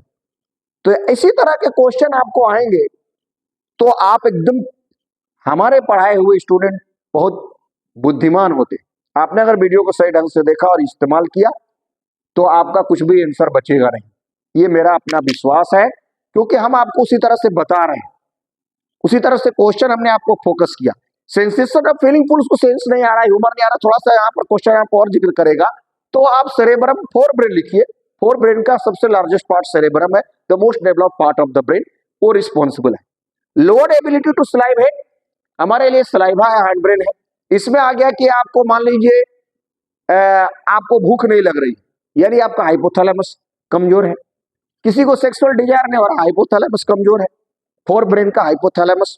Difficulty in maintaining posture and balance in body, शराब पीने के बाद लोगों का बैलेंस डाउन हो जाता है, क्योंकि सेरेबेलम को वो प्रभावित करता है, तो सेरेबेलम का इसमें इंपैक्ट है। चलिए नेक्स्ट क्वेश्चन की ओर बढ़ते हैं, अभी और भी क्वेश्चन है बहुत सारे, अभी 20 में हम लोग पहुंचे, 50 क्वेश्चन रहना है, इसलिए बैठे बने रहे वीडियो, आपको सारा कराएंगे डिटेल। एक और आता है, इसके बाद है how do organ reproduce, important topic यहां पर आ गया, वो अब ब्रेन से था। वहां पर हार्मोनल पार्ट हम लोगों ने ह्यूमन का किया है, प्लांट हार्मोन भी आप पढ़ेंगे, ऑक्सिन, जिब्रेलिन और साइटोकाइनिन, ये प्लांट का ग्रोथ हार्मोन है। उसके बाद जो एब्सिसिक स्ट्रेस हार्मोन आपको बताया, प्लांट का स्टोमाटा क्लोजिंग में मदद करता है, वो ग्रोथ इनहिबिटर है। उसके बाद जो है आपका फन पकाने वाला हार्मोन हम लोग ऑब्जेक्टिव में किए, राइपेनिंग ऑफ फ्रूट, इथिलीन का काम। अब हाउ डू ऑर्गन रिप्रोड्यूस में हम लोग, ये क्वेश्चन आपको अक्सर भी आता है, what happens when egg is not fertilized, अगर एग नहीं फर्टिलाइज होगा तो दो सिचुएशन आता है, जो हमने यहाँ पर डायग्राम के माध्यम से आपको बताया। Female ovary produces egg once a month, आपको भी पता है कि मेंस्ट्रुअल साइकिल के दौरान फीमेल का ओवरी जो है एक बार में एक एग बनाता है, ये आपको भी पता है। Uterus wall become thick and spongy, इस दौरान जब 14वें दिन ओवुलेशन होता है, ओवुलेशन की क्रिया होती है 14वें दिन, 14th day of the mid of the cycle, 14th day. तो यूट्रस की जो दीवार है, endometrium of the uterus, the inner lining of the uterus will become thick and spongy. चलिए next, how do organ reproduce में हम लोग ये कर रहे थे, जहां तक बताया था आपको, थोड़ा जगह का कमी हो गया तो हम लोग इसमें रुक गए हैं। चलिए इसमें क्या है कि हम लोग देख रहे थे कि 14th day of the mid of the cycle जो है, ये आपको शुरू हो जाएगा, एग बनेगा, जिसको हमने ओवुलेशन लिखा था। अब ये ओवुलेशन के बाद जो है 14th डे, अगर फर्टिलाइजेशन नहीं होगा इस दौरान जो है, यूट्रस का wall, inner endometrium of the wall become thick and spongy, and अगर ये फर्टिलाइजेशन हो गया तो प्रेगनेंसी चालू हो जाएगा, फिर उसको न्यूट्रिशन देगा। अगर if egg is not fertilized by sperm, then egg plus endometrium of the inner lining of the uterus wall and blood vessels जो पूरा है वो कंप्लीट सेड ऑफ हो जाएगा, वो कंप्लीट ब्रेकडाउन हो जाएगा and cause bleeding in females called menstruation, और वो मेंस्ट्रुएशन साइकिल्स चालू हो जाएगा। तो ये था आपका फर्टिलाइजेशन वाला केस। उसके बाद नेक्स्ट क्वेश्चन 22 है, name an organism which reproduce by spore formation, list 3 advantage of spore formation. Spore formation आपको पता है कि मल्टीसेलुलर फंजाई जो कि ब्रेड मोल्ड राइजोपस में होता है, और इसका फायदा ये है कि large number of spores in one sporangium के अंदर जो है, लार्ज नंबर ऑफ स्पोर्स जो है रिजॉइड्स के अंदर जो होते हैं स्पोर्स, इस स्पोरेंजियम के अंदर जो है वो बनते हैं ये स्पोर्स, और ये लाइट वेट होते हैं और can travel away places and spread in larger area, no competition इसमें होता है। Spores are made of thick wall and can survive in unfavourable condition, अगर मॉइस्चर नहीं, अनफेवरेबल कंडीशन नहीं, वो जर्मिनेट नहीं कर सकता है, लाइक हाई टेम्परेचर वगैरह भी है तो वो सर्वाइव करेगा, बहुत लंबे समय तक रहेगा, और जैसे ही फेवरेबल कंडीशन मिलेगा वो फिर से रिजेनरेट कर जाएगा और फिर से वो फंगस रिजोपस ब्रेड मोल्ड को डेवलप करेगा। तो इसका ये फायदा है। नेक्स्ट क्वेश्चन में हम लोग देखते हैं 23 में, list 4 advantage of vegetative propagation. Vegetative propagation का क्या एडवांटेज है 4, ये आपको यहाँ पर 23 क्वेश्चंस में है, 24 भी यहाँ पर है, हम लोग 23 को पहले देखते हैं। तो आपको जैसा कि पता है ये बहुत इंपॉर्टेंट क्वेश्चन है, ये आता है अक्सर। वेजिटेटिव प्रोपगेशन या आर्टिफिशियल वेजिटेटिव प्रोपगेशन में rapid multiplication and growth of the plant होता है। Vegetative propagation is very economical process and can be used to raise large number of plants. Flowering and fruiting develop earlier than normal seed plant, जल्दी flowering and fruiting होगा। Seedless varieties can also be grown, और पांचवा भी हमने लिख दिया कि desirable character को हम मेंटेन कर सकते हैं। 4 ही लिखना था, आप 4 ही लिखेंगे। बाइनरी फिशन और मल्टीपल फिशन में क्या अंतर, ये अक्सर क्वेश्चन आता है। 2 डॉटर सेल्स आर फॉर्म होता है बाइनरी फिशन में, मल्टीपल फिशन में many daughter cells are form, आपको भी पता है। पेरेंट सेल डिवाइड वंस, एक बार डिवाइड करके 2 डॉटर सेल बनाता है। Parent cells had many division, बार बार डिवाइड करके रैपिड डिवीजन करके बहुत सारे सेल्स को बनाता है, मल्टीपल सेल्स बनाता है। और अमीबा, लेशमेनिया और बैक्टीरिया में ये बाइनरी फिशन होता है, जबकि प्लाज्मोडियम यानी मलेरियन पैरासाइट में जो है आपका मल्टीपल फिशन होता है। तो ये भी आपको समझ में आ गया होगा। नेक्स्ट क्वेश्चन की तरफ हम लोग बढ़ते हैं, 24 के बाद 25वां question. What happens when accidentally planaria gets cut into many pieces. अगर प्लानेरिया एक्सीडेंटली बहुत सारे पीसेस में कट हो जाता है तो क्या होगा। दूसरा है Bryophyllum leaf falls on the wait soil, भीगे हुए मिट्टी में अगर ब्रायोफाइलम की पत्ती गिर गई तो क्या होगा। On maturation sporangia of rhizopus burst, और मैच्योरेशन होने पर स्पोरेंजिया जो है राइजोपस ब्रेड मोल्ड का फट गया तो क्या होगा। पहला question accidentally planaria gets cut into many pieces में क्या होगा। When planaria accidentally gets cut into many pieces, each and every parts of planaria regenerate into new organism, वो नया ऑर्गेनिज्म बनाएगा, प्रत्येक पीस से नया ऑर्गेनिज्म बनेगा। When bryophyllum leaf falls on the wet soil, leaf buds germinate into new bryophyllum plant. Bud से bryophyllum के vegetative propagation by leaf ये होगा, नया प्लांट बनेगा। On maturation when sporangia of rhizopus burst, spores releases and spread far off, and when falls on soil get germinate into new rhizopus बना देगा। तो ये 3 मार्क्स का एक नंबर क्वेश्चन आ सकता है, तो ये भी आपके लिए बहुत इंपॉर्टेंट है और बहुत इजी है, ये आराम से लिख सकते हैं। ये सेक्स प्रोडक्शन का ये क्वेश्चन था, इसको भी हमने कवर किया। नेक्स्ट क्वेश्चन आप देखते हैं, 26 क्वेश्चन है। डिफाइन द टर्म पॉलिनेशन, ये फ्लावरिंग इन सेक्स प्रोडक्शन की फ्लावरिंग प्लांट से है। Differentiate between self pollination and cross pollination, what is the significance of pollination. Pollination से ये पूरा क्वेश्चन है, तो आपको भी पता है पॉलिनेशन क्या है। The process of transfer of pollen grains from anther of stamen to the stigma of carpel or pistil is called pollination. Self pollination, cross pollination दो तरह का होता है। Transfer of pollen grains from the anther to the stigma of the same flower or different flower of same plant is called self pollination. Same plant में होगा तो उसको self pollination बोलते हैं। Transfer of pollen grains from the anther of one flower to the stigma of another flower of different plant, plant अलग अलग हो जाएगा तो उसको हम लोग क्रॉस पॉलिनेशन कहेंगे। थोड़ा उधर चला गया, आप इसी में पढ़िए। Self pollination occurs in the flower which genetically same, it occurs between flowers which are genetically different, जो अलग अलग होता है, दो अलग अलग प्लांट में हो रहा है। Causes homozygous condition in progenies, एक ही तरह का होता है। Causes heterozygous condition in progenies. Self pollination increase genetic uniformity and decreases genetic variation, इसमें नहीं होता क्योंकि एक ही प्लांट का होता है इसलिए। Cross pollination decreases genetic uniformity, genetically uniformity उसमें नहीं होता है, कम होता है। इंक्रीज, वो इंक्रीज कर रहा था, डिक्रीज करेगा, वो अलग अलग हो जाएगा। एंड इंक्रीजेज जेनेटिक वेरिएशन, और क्योंकि अलग अलग प्लांट होने के कारण, अलग अलग प्लांट होने के कारण जेनेटिक वेरिएशन इसमें बढ़ेगा। तो ये था difference between self and cross pollination. अब एक और इसमें जो क्वेश्चन था, what is the significance of pollination, ये देखते हैं। सिग्निफिकेंस ऑफ पॉलिनेशन क्या है, ये आपको बताया गया है। Pollination is crucial for plant reproduction. अगर पॉलिनेशन नहीं होगा तो फर्टिलाइजेशन भी नहीं होगा, ये आपको भी पता है। मेल और फीमेल गैमेट मिलेगा कैसे? Crucial for plant reproduction, plant reproduction के लिए क्रूशियल है, आपको पता है ये। Because biodiversity and food production playing a vital role in maintaining healthy ecosystem and supporting agriculture, के कारण ही नए नए प्लांट पॉलिनेट करके जर्मिनेट करते हैं और वो रिप्रोडक्शन का प्रोसेस चलता है। तो पॉलिनेशन बहुत जरूरी है। Name the parts in the following diagram है ये, and state one function of each, ये आपको लिखना है। तो ये आप अपने से करेंगे। इसमें आपको भी पता है स्टेमेन का क्या काम है, स्टिग्मा क्या है, एंथर का क्या काम है, कार्पेल का क्या काम है, ओवरी का क्या है, सेपल कौन है, पेटल कौन है, ये आपको पहचानना है। ये ओवरी है, इसको पहचानना है, ये स्टेमेन है, तो इसको क्या करना है, मेल पार्ट है, और ये पहचान के इसका फंक्शन लिखना है। चलिए नेक्स्ट क्वेश्चन में हम लोग बढ़ते हैं, क्योंकि थोड़ा स्पेस का भी दिक्कत होता है, तो ये बहुत ज्यादा है, ये कोई बहुत हार्ड नहीं है, इसको आप अपने से भी कर सकते हैं। 28 question, state the changes that takes place in the uterus. Uterus में होने वाले उस चेंज को बताना। When implantation of embryo has occurred, female gamete और एग इज नॉट फर्टिलाइज्ड। फिर ये क्वेश्चन रिपीट हो गया है, तो ठीक है। इम्प्लांटेशन ऑफ एम्ब्रियो जब होगा तो क्या होगा? तो व्हेन इम्प्लांटेशन ऑफ एम्ब्रियो यानी द फिक्सिंग और the embedding of the developing embryo on the wall of the uterus is called implantation. Uterus के दीवार पर जब डेवलपिंग एम्ब्रियो जो डेवलप करके आता है और फिक्स हो जाता है, तो उसको हम लोग इम्प्लांटेशन कहते हैं, ये आपको भी पता है। This that is called implantation, fix हो जाना, embedding of the developing embryo on the wall of the uterus. When implantation of embryo takes place on the wall of uterus, a disc shaped covering is formed. उसके बाद form बनता है called placenta.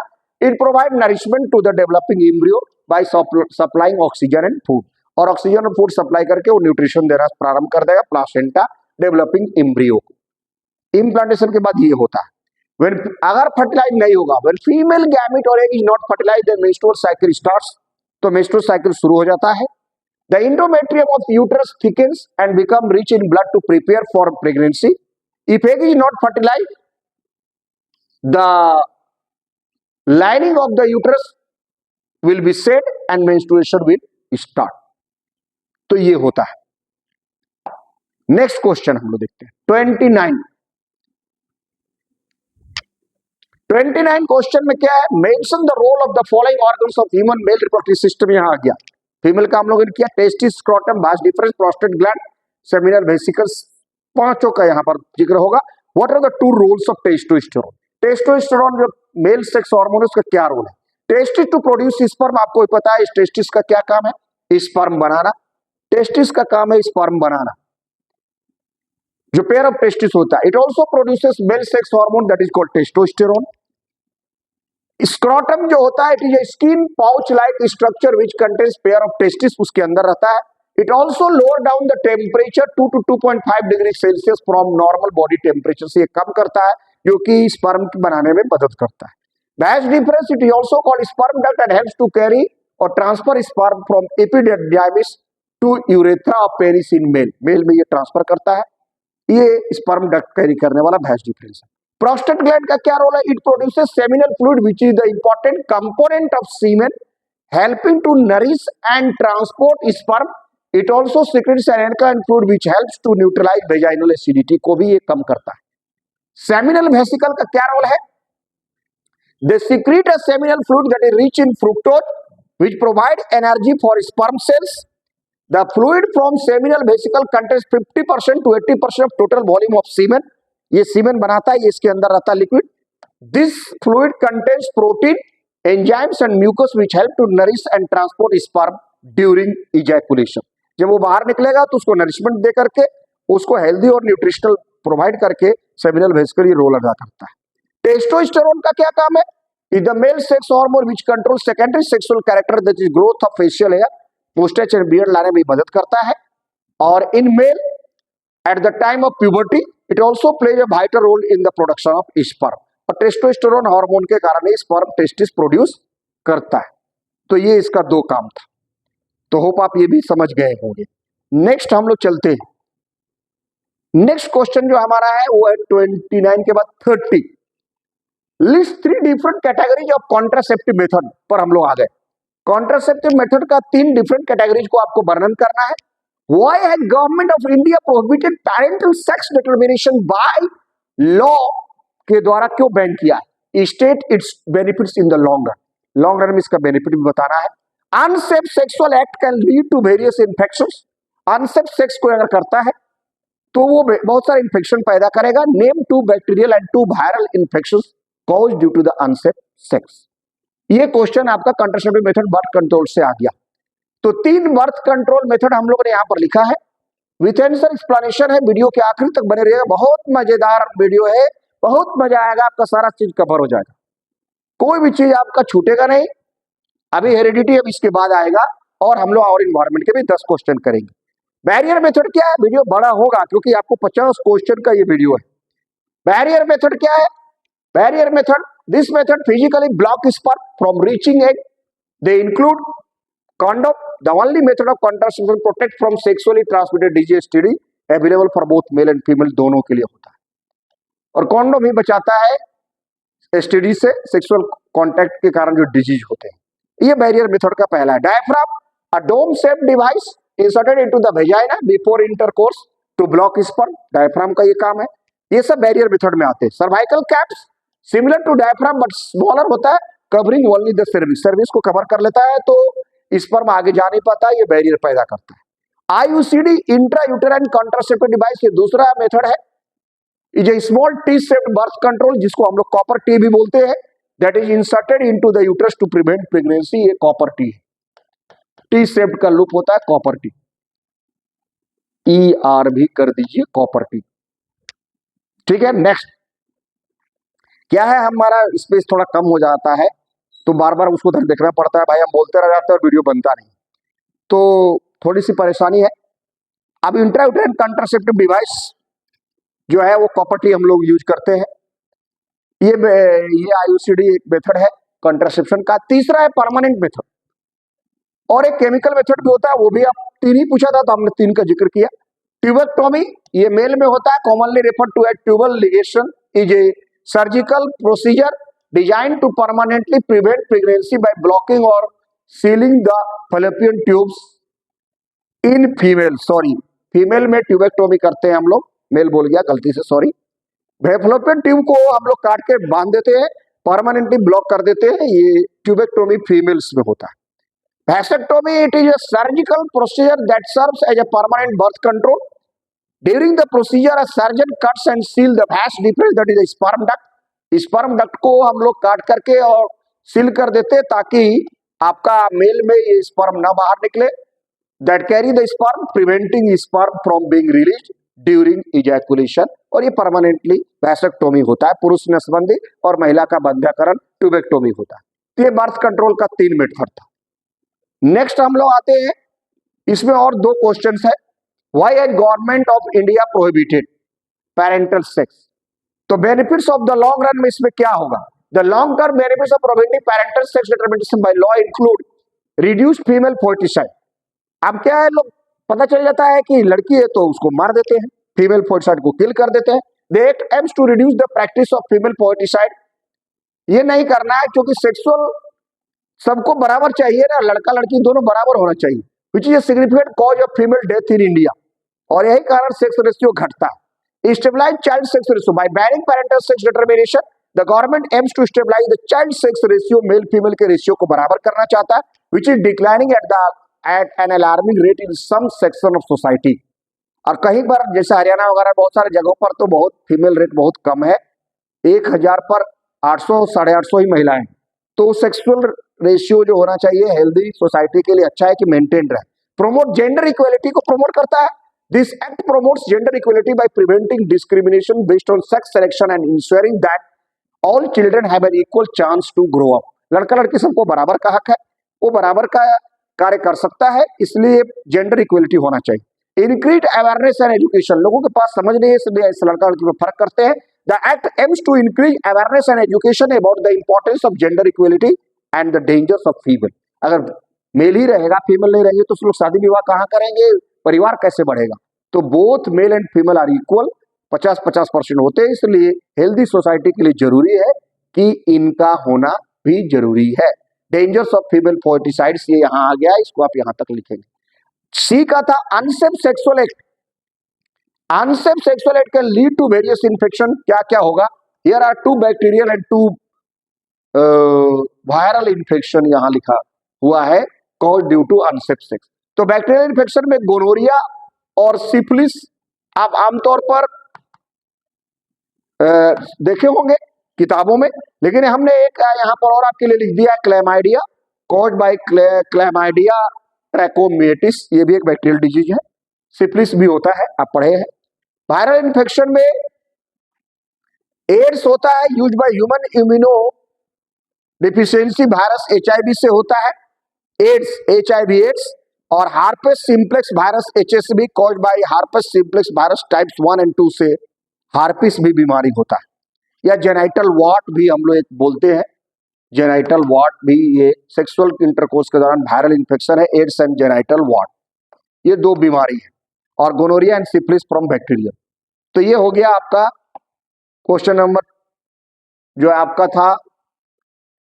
Next 2 slide तो नहीं चल गया, देखते हैं।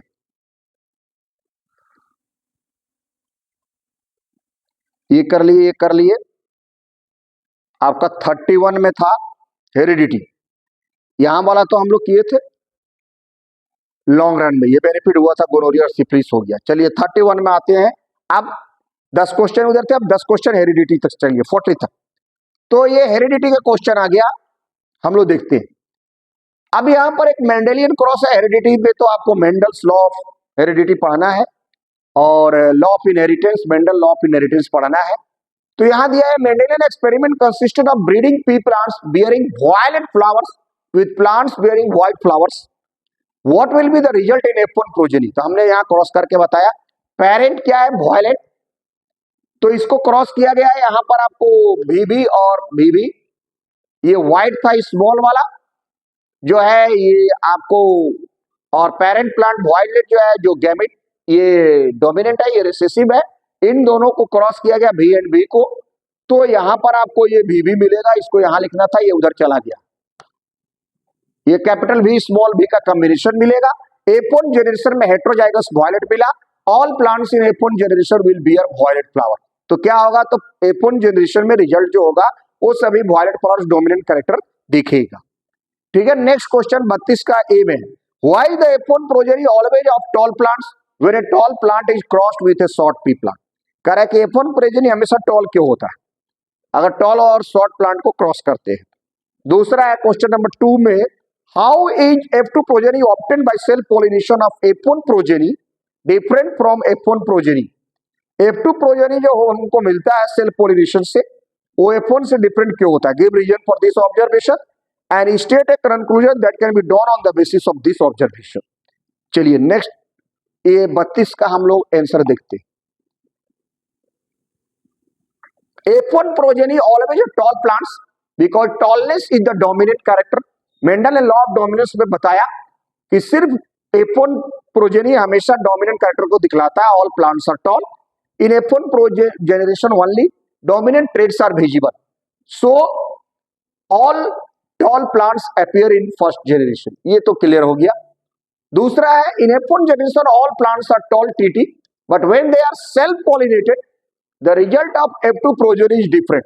In F2 generation we see both some tall and few short plants, हमको दोनों दिखने को मिलता है। 3 plants are tall and 1 plant is short and phenotype ratio is 3:1, genotype ratio is 1:2:1 होता है। तो ये आप बता देंगे वहां पर। So on the basis of above experiment we can say that character gets segregated. Although short character does not seen in F1 generation due to presence of dominant character tall, but in F2 generation the short character gets segregated and so its presence. This proves the law of segregation. ये significance है उसका. तो hope ये आप समझ गए. Next हम लोग क्वेश्चन का आंसर करते हैं 33. Name the plant Mendel used for his experiment. What type of progeny was obtained by Mendel in F1 and F2 generation? When he crossed the tall and short plants, write the ratio he obtained in F2 generation plants. ये भी लिखना है.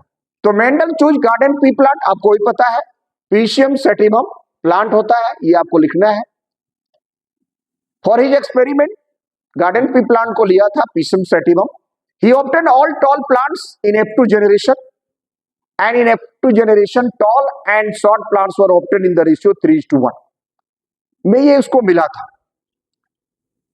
Phenotype ratio of F2 generation in mono hybrid cross में tall short का 3:1 था.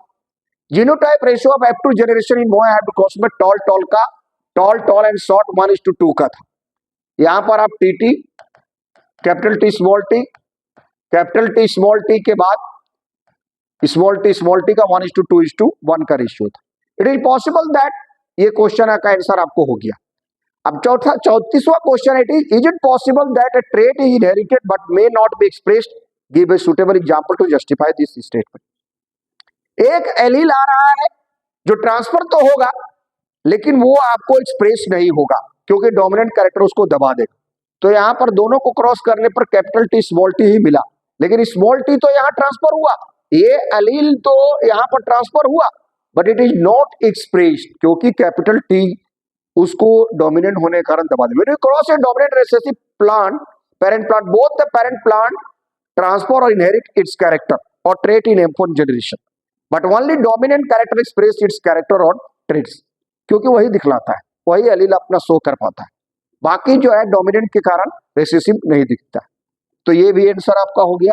Next question की तरफ हम लोग चलते हैं. 35वां.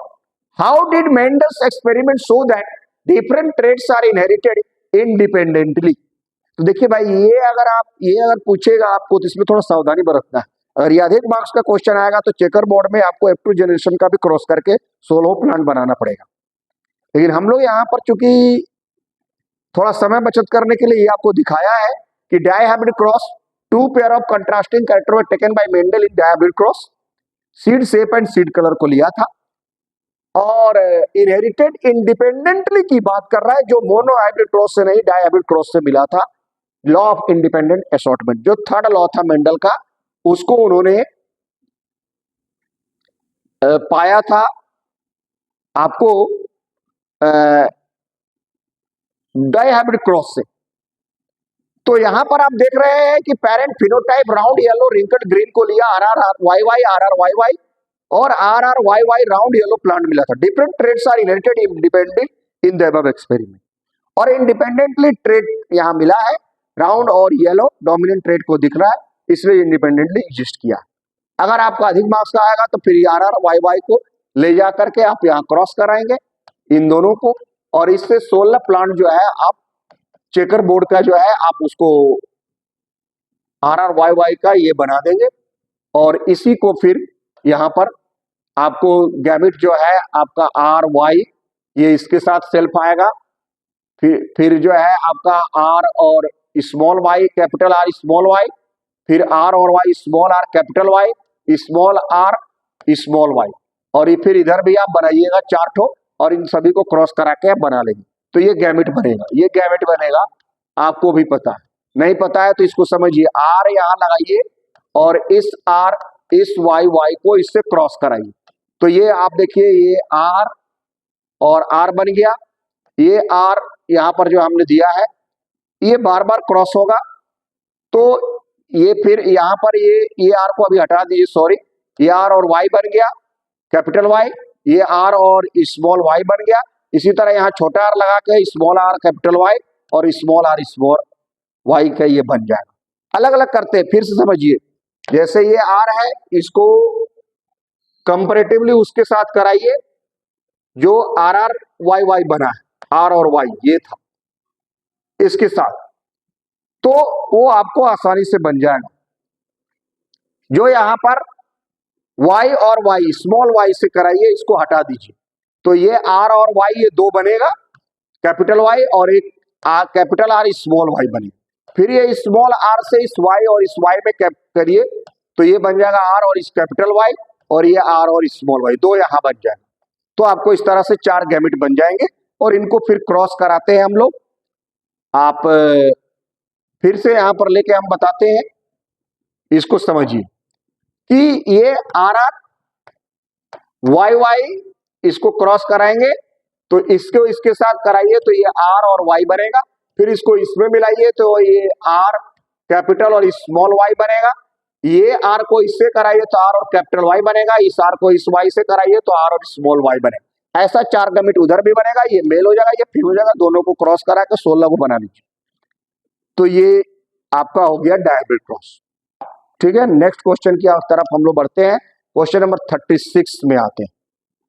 36 जो है आपका blue colour flower plant denoted by BB, capital B dominate है वो बता दिया, is cross bred with that of white colour flower plant denoted by small BB, यानी वो रिसेसिव है। State the colour of flower you would expect in their F1 generation plant. तो आपको भी पता है F1 जनरेशन में सारे डोमिनेंट दिखते हैं, तो वो कैसा होगा, कैपिटल बीबी दिखेगा। तो कैपिटल बीबी के और कैपिटल बी स्मॉल बी के कारण सारा ब्लू होगा। तो इन F1 जनरेशन, सॉरी ये हम लोग थोड़ा आगे बढ़ गए, चलिए यहां से ले लेते हैं। 34 में आना था हम लोग, 35 में अभी आ गए हैं, तो 33 देखना है कि name the plant Mendel use for experiment. तो पेशियम सेडिबम वाला कर लिए हम लोग। 34 में राउंड येलो का भी डोमिनेंट कैरेक्टर का ये बताया। 35 में आइए, तो blue colour flower in F1 generation में पेरेंट फिनोटाइप ब्लू था और व्हाइट था। ब्लू के लिए ये बीबी था, ये हट के आ जाता है इधर, ओहो सॉरी। तो इसमें आ गया आपका, ये देख रहे हैं, और ये स्मॉल के लिए स्मॉल बीबी कैपिटल बीबी, इससे गैमेट बना आपका, एक बी इधर आ गया, एक बी इधर आ गया, ये ब्लू हो गया। तो F1 जनरेशन में colour of flower you experiment expect in their F1 generation, तो ये ब्लू हो जाएगा, ब्लू लिख दिए। What must be the percentage of white flower plants in F2 generation if flowers of F1 plants are self pollinated? अब self pollinated यहां किया गया, तो आपका ब्लू और ब्लू F1 इंटू F1 किया गया, तो ये बीबी इंटू बीबी कैपिटल बीबी, तो इसमें एक बी यहां बना, एक बी यहां भी बना, इसमें दोनों को मिलाया तो ये बीबी बना, ये और इसको मिलाया तो कैपिटल बी स्मॉल बी बना, इसको और इसको मिलाया तो कैपिटल बी स्मॉल बी बना, और ये बी और बी दोनों मिला तो स्मॉल बी बना। अब इससे रेशियो ऑफ जीनोटाइप हो गया कैपिटल बी स्मॉल बी और कैपिटल बी स्मॉल बी बीबी का 1:2 का हो गया। तो what was the percent white flower plants in F2 generation of flowers, इसका परसेंटेज आपको कितना मिलेगा, 25%। ये 25% व्हाइट फ्लावर्स, यहां पर आप लिखे 25% लिखा हुआ white flower plants in F2 generation. ये जो है आपका कैपिटल बी के कारण ये ब्लू है, तो ये 50% ये दोनों है, मतलब 25 ये और 25 ये दोनों मिलके 50 हो गया, और ये 25, तो 25:50:50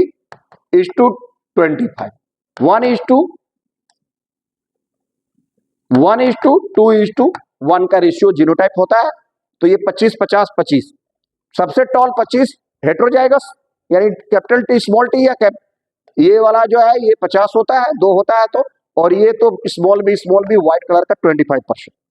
तो होप ये भी आप समझ गए। नेक्स्ट में पूछा state the expected ratio of the genotype BB and BB in the F2 progeny.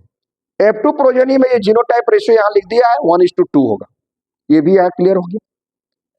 Capital B जो है आपका 1 है, और स्मॉल बी कैपिटल बी 2 है, तो 1:2 का रेशियो होगा। नेक्स्ट क्वेश्चन 37वां, why did Mendel choose garden pea plant. Mendel ने गार्डन पी प्लांट क्यों चूजा for experiment, write 2 reason. List 2 contrasting visible character of garden pea plant Mendel used for his experiment. Explain in brief how Mendel interpreted his result to show that trait dominant or recessive. Trait dominant or recessive कैसे बताया। 2 regions are short life cycle and bisexual flower होने के कारण Mendel ने चुना था, और भी बहुत सारा है, सेल्फ पोलिनेटेड था। तो शॉर्ट लाइफ साइकिल था, बहुत जल्दी हो जाता था और बाइसेक्सुअल होने के कारण इसको चुना। नेक्स्ट में हम लोग चलते हैं, जल्दी करना है ना तो इसलिए आगे बढ़ेंगे। Two contrasting visible character of garden pea plants are height of pea plant, tall and dwarf का लिया था, और seed shape round and wrinkle का लिया था। सीड कलर बहुत सारा था, 7 pair of contrasting visual character था, 2 को वहां लिख दिया, height of pea plant and seed shape. और क्या बताया, by conducting monohybrid cross he obtain all dominant plants in F1 generation, so he put forward law of dominance दिया था। ट्रेट डोमिनेंट और रिसेसिव क्यों ये बताया था, तो पहली पीढ़ी में तो सब डोमिनेंट दिखता था, इसलिए उन्होंने लॉ ऑफ डोमिनेंस दिया।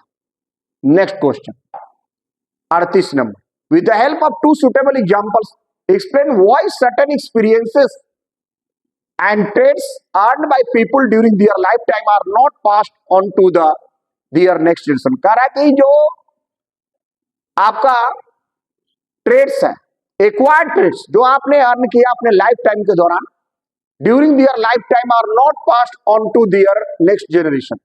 वो जो आपका एक्वायर्ड ट्रेड्स है, क्या कारण है कि वो नेक्स्ट जनरेशन में नहीं पास होगा? When can such traits be passed on? और कब ये ट्रेड्स such traits पास हो सकता है? तो द एक्सपीरियंसेस एंड क्वालिफिकेशन, मान लो कोई संगीतकार है, उसने मेहनत करके बहुत बड़ा संगीतकार बना, कोई जरूरी नहीं कि उसका बेटा भी संगीतकार ही बनेगा। That earns during his lifetime are examples of acquired traits। ये उसका acquired traits था। These traits cannot be inherited as they do not affect genetic makeup of an organism। ये जीन से कवर नहीं हो रहा। In fact, these traits develop due to use and disuse of organs। उसने बहुत मेहनत किया, अपने गला का रियाज किया तो उसने संगीतकार बना, या आपने प्रैक्टिस किया तो क्रिकेटर बना। Due to direct effect of environment से उसका कोई प्रभाव नहीं है, वो अपने ड्यूज एंड डिस्यूज और इन्वायरमेंटल कंडीशन में अपने आप को डेवलप किया, अपने लिए वो अर्न किया, क्वालिफिकेशन लिया। Thus they are not passed on to the next generation because they are not govern by genetic makeup और gene. For example a wrestler दिया है, develop large muscles because of his training. अपने training के कारण वो बहुत अगर muscles develop किया है प्रोग्राम कर, it does not mean that his offspring यानी जो उसका बच्चा होगा will necessarily have large muscles, उसका भी नहीं होगा, कोई जरूरी नहीं है, क्योंकि वो तो रेसलर ने मेहनत करके खुद से डेवलप किया है। That is called acquired traits that can not be transmitted और controlled by gene, that can be only earned by the person. वो पीढ़ी दर पीढ़ी नहीं है, वो इनहेरिटेड ट्रेट्स नहीं है, वो जीन के द्वारा कंट्रोल नहीं है। द रिजल्ट का ऑफस्प्रिंग भी लार्ज मसल्स डेवलप कर लेगा। Similarly if a lady pierces her nose, मान लीजिए कोई महिला ने नाखून ऐसे नाक से अपने नाखून को से अगर नाक को कुछ कर रही है और उसका नाक मान लीजिए वहां पर कट गया या छिला गया, तो इसका मतलब नहीं है कि वो नाक उसका टूट गया या नाक कट गया तो उसका बच्चा भी वैसा ही नाक टूटा हुआ या पियर्सिंग नेक नोज वाला ही बर्थ लेगा, क्योंकि वो तो एक्सटर्नल चेंज हुआ है, that is not controlled by gene, इसलिए वो ट्रांसफर नहीं होगा। अब कैसे ये पास होगा? तो जब वो जेनेटिक मेकअप में आएगा। Traits can be passed on the next generation only when they have some direct effect on the gene. अगर ये जीन के कारण कंट्रोल रहा तभी पास होगा। For example if a mutation is caused in the germ cells of a person due to exposure to some harmful radiation, it is highly likely that the mutation caused will be passed on to the subsequent generation. कह रहा है कि अगर ultrasonography के कारण जो है mutation के कारण चेंज होने के कारण कुछ जेनेटिक रेडिएशन में हार्मफुल रेडिएशन अगर महिला को हुआ है और जीन मेकअप को चेंज किया तो वो उसके सब्सिक्वेंट जनरेशन यानी उसके बच्चे ऑफस्प्रिंग पर भी जाएगा, क्योंकि वो जेनेटिक चेंज हुआ है तभी वो जाएगा। अदरवाइज वो एक्वायर्ड ट्रेट्स बन के वो नहीं जाएगा, इनहेरिटेड है तभी जाएगा। ठीक है, नेक्स्ट क्वेश्चन की ओर बढ़ते हैं। 39 में what is the probability of a girl और a boy being born in a family, justify your answer. या इसमें बहुत सारा क्वेश्चन आता है, कैसे सेक्स डिटरमाइन करेंगे, उस पर ही आधारित है। Is it a matter of chance whether a couple will have a male और a female child, why father is responsible for the sex of a child. ये जो भी पूछेगा इसका आंसर यही होगा, जस्टिफाई दिस स्टेटमेंट। तो parents father mother X X Y, X X ova है, एक्स वाई फादर का स्पर्म है, एक्स वाई और एक्स एक्स को क्रॉस किया गया तो प्रोजेनी में एक्स और एक्स मिल गया तो डॉटर हो गई, फिर एक्स और एक्स 2 बार मिला तो डॉटर हो गया, और एक्स और वाई मिला और एक्स और वाई मिला तो सन हो गया। 50% डॉटर 50% सन। इसीलिए एक हेल्दी सोसाइटी के लिए जरूरी है कि आधे लड़की आधा लड़कियां दोनों हो, लड़के और लड़कियों का बराबर रेशियो होता है, क्योंकि वाई क्रोमोसोम यहाँ जो है वो फादर के पास एक ही है, 50% एक्स है 50% वाई है, तो वो 50% लड़का होगा, 50% लड़की होगा, ये बताया गया।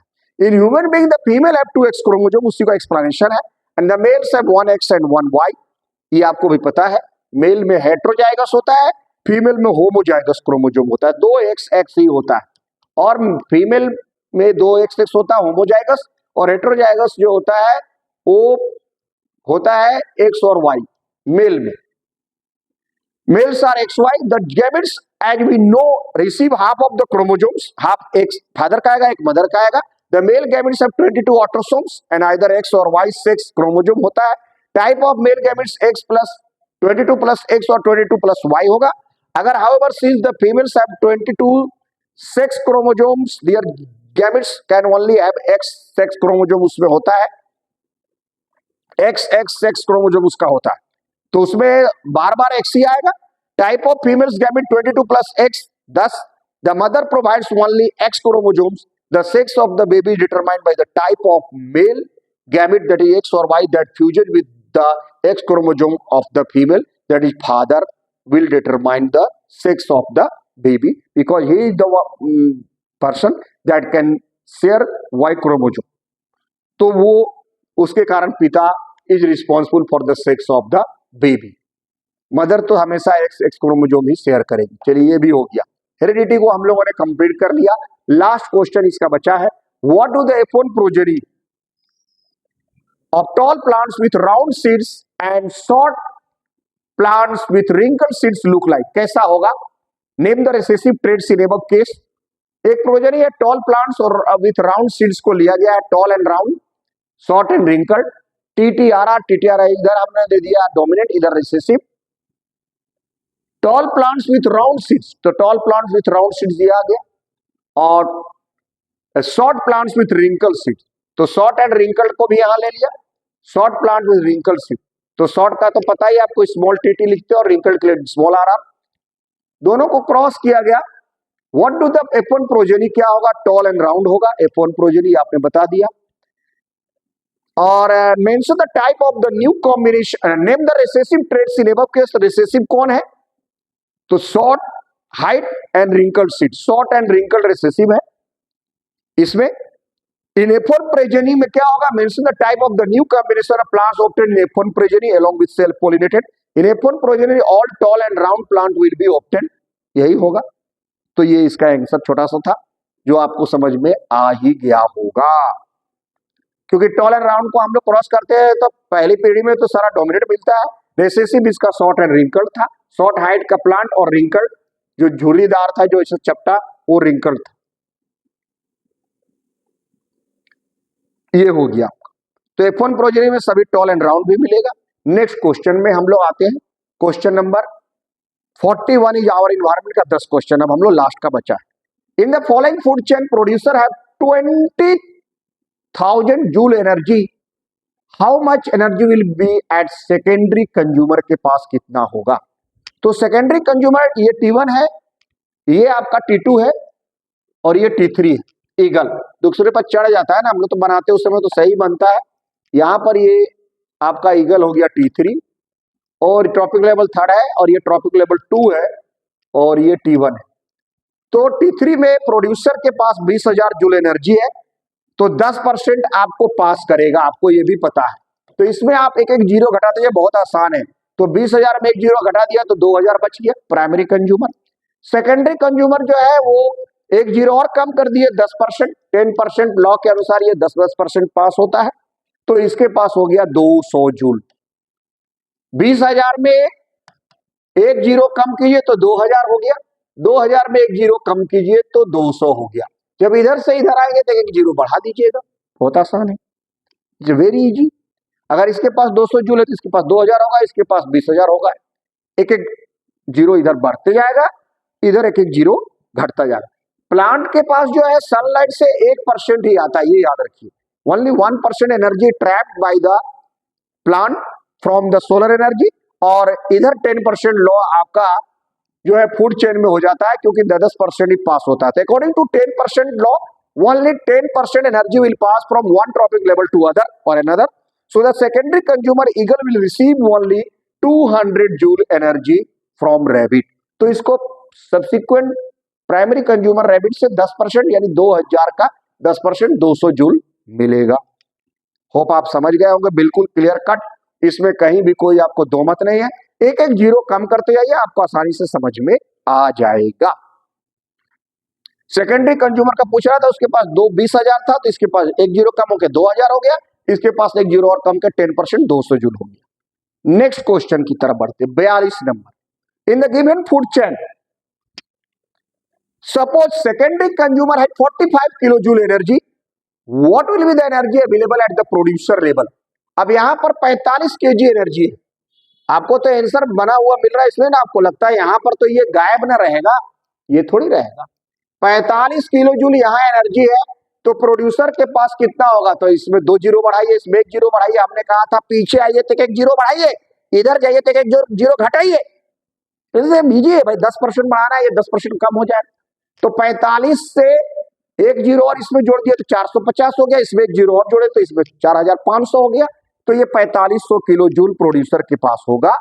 यही आपको लिखना है। प्लांट को खाया गॉड, गॉड को खाया लायन, तो इसके पास हो गया 45 किलो जूल, एक जीरो बढ़ा तो प्राइमरी कंज्यूमर का 450, इसमें एक जीरो और बढ़ा तो 4500, ये हो जाएगा, एक जीरो और बढ़ गया, 45 450 से 4500 किलो जूल उसके पास रहेगा। अब नेक्स्ट क्वेश्चन बहुत इंपॉर्टेंट क्वेश्चन है, इसमें स्टार मार्क कर दीजिए, it is very important question कि we do not clean ponds और लेक्स, को हम लोग तो साफ नहीं करते जो नेचुरल आपका इकोसिस्टम है। नेचुरल इकोसिस्टम जैसे नदी है, तालाब है, और मैन-मेड इकोसिस्टम जो है आर्टिफिशियल, जो एक्वेरियम है, गार्डन है आपका, या क्रॉप फील्ड है, इसको तो हम लोग साफ करते हैं, but an aquarium needs to be clean. Explain, तो कह रहा है कि aquarium is an example of incomplete artificial ecosystem है ये।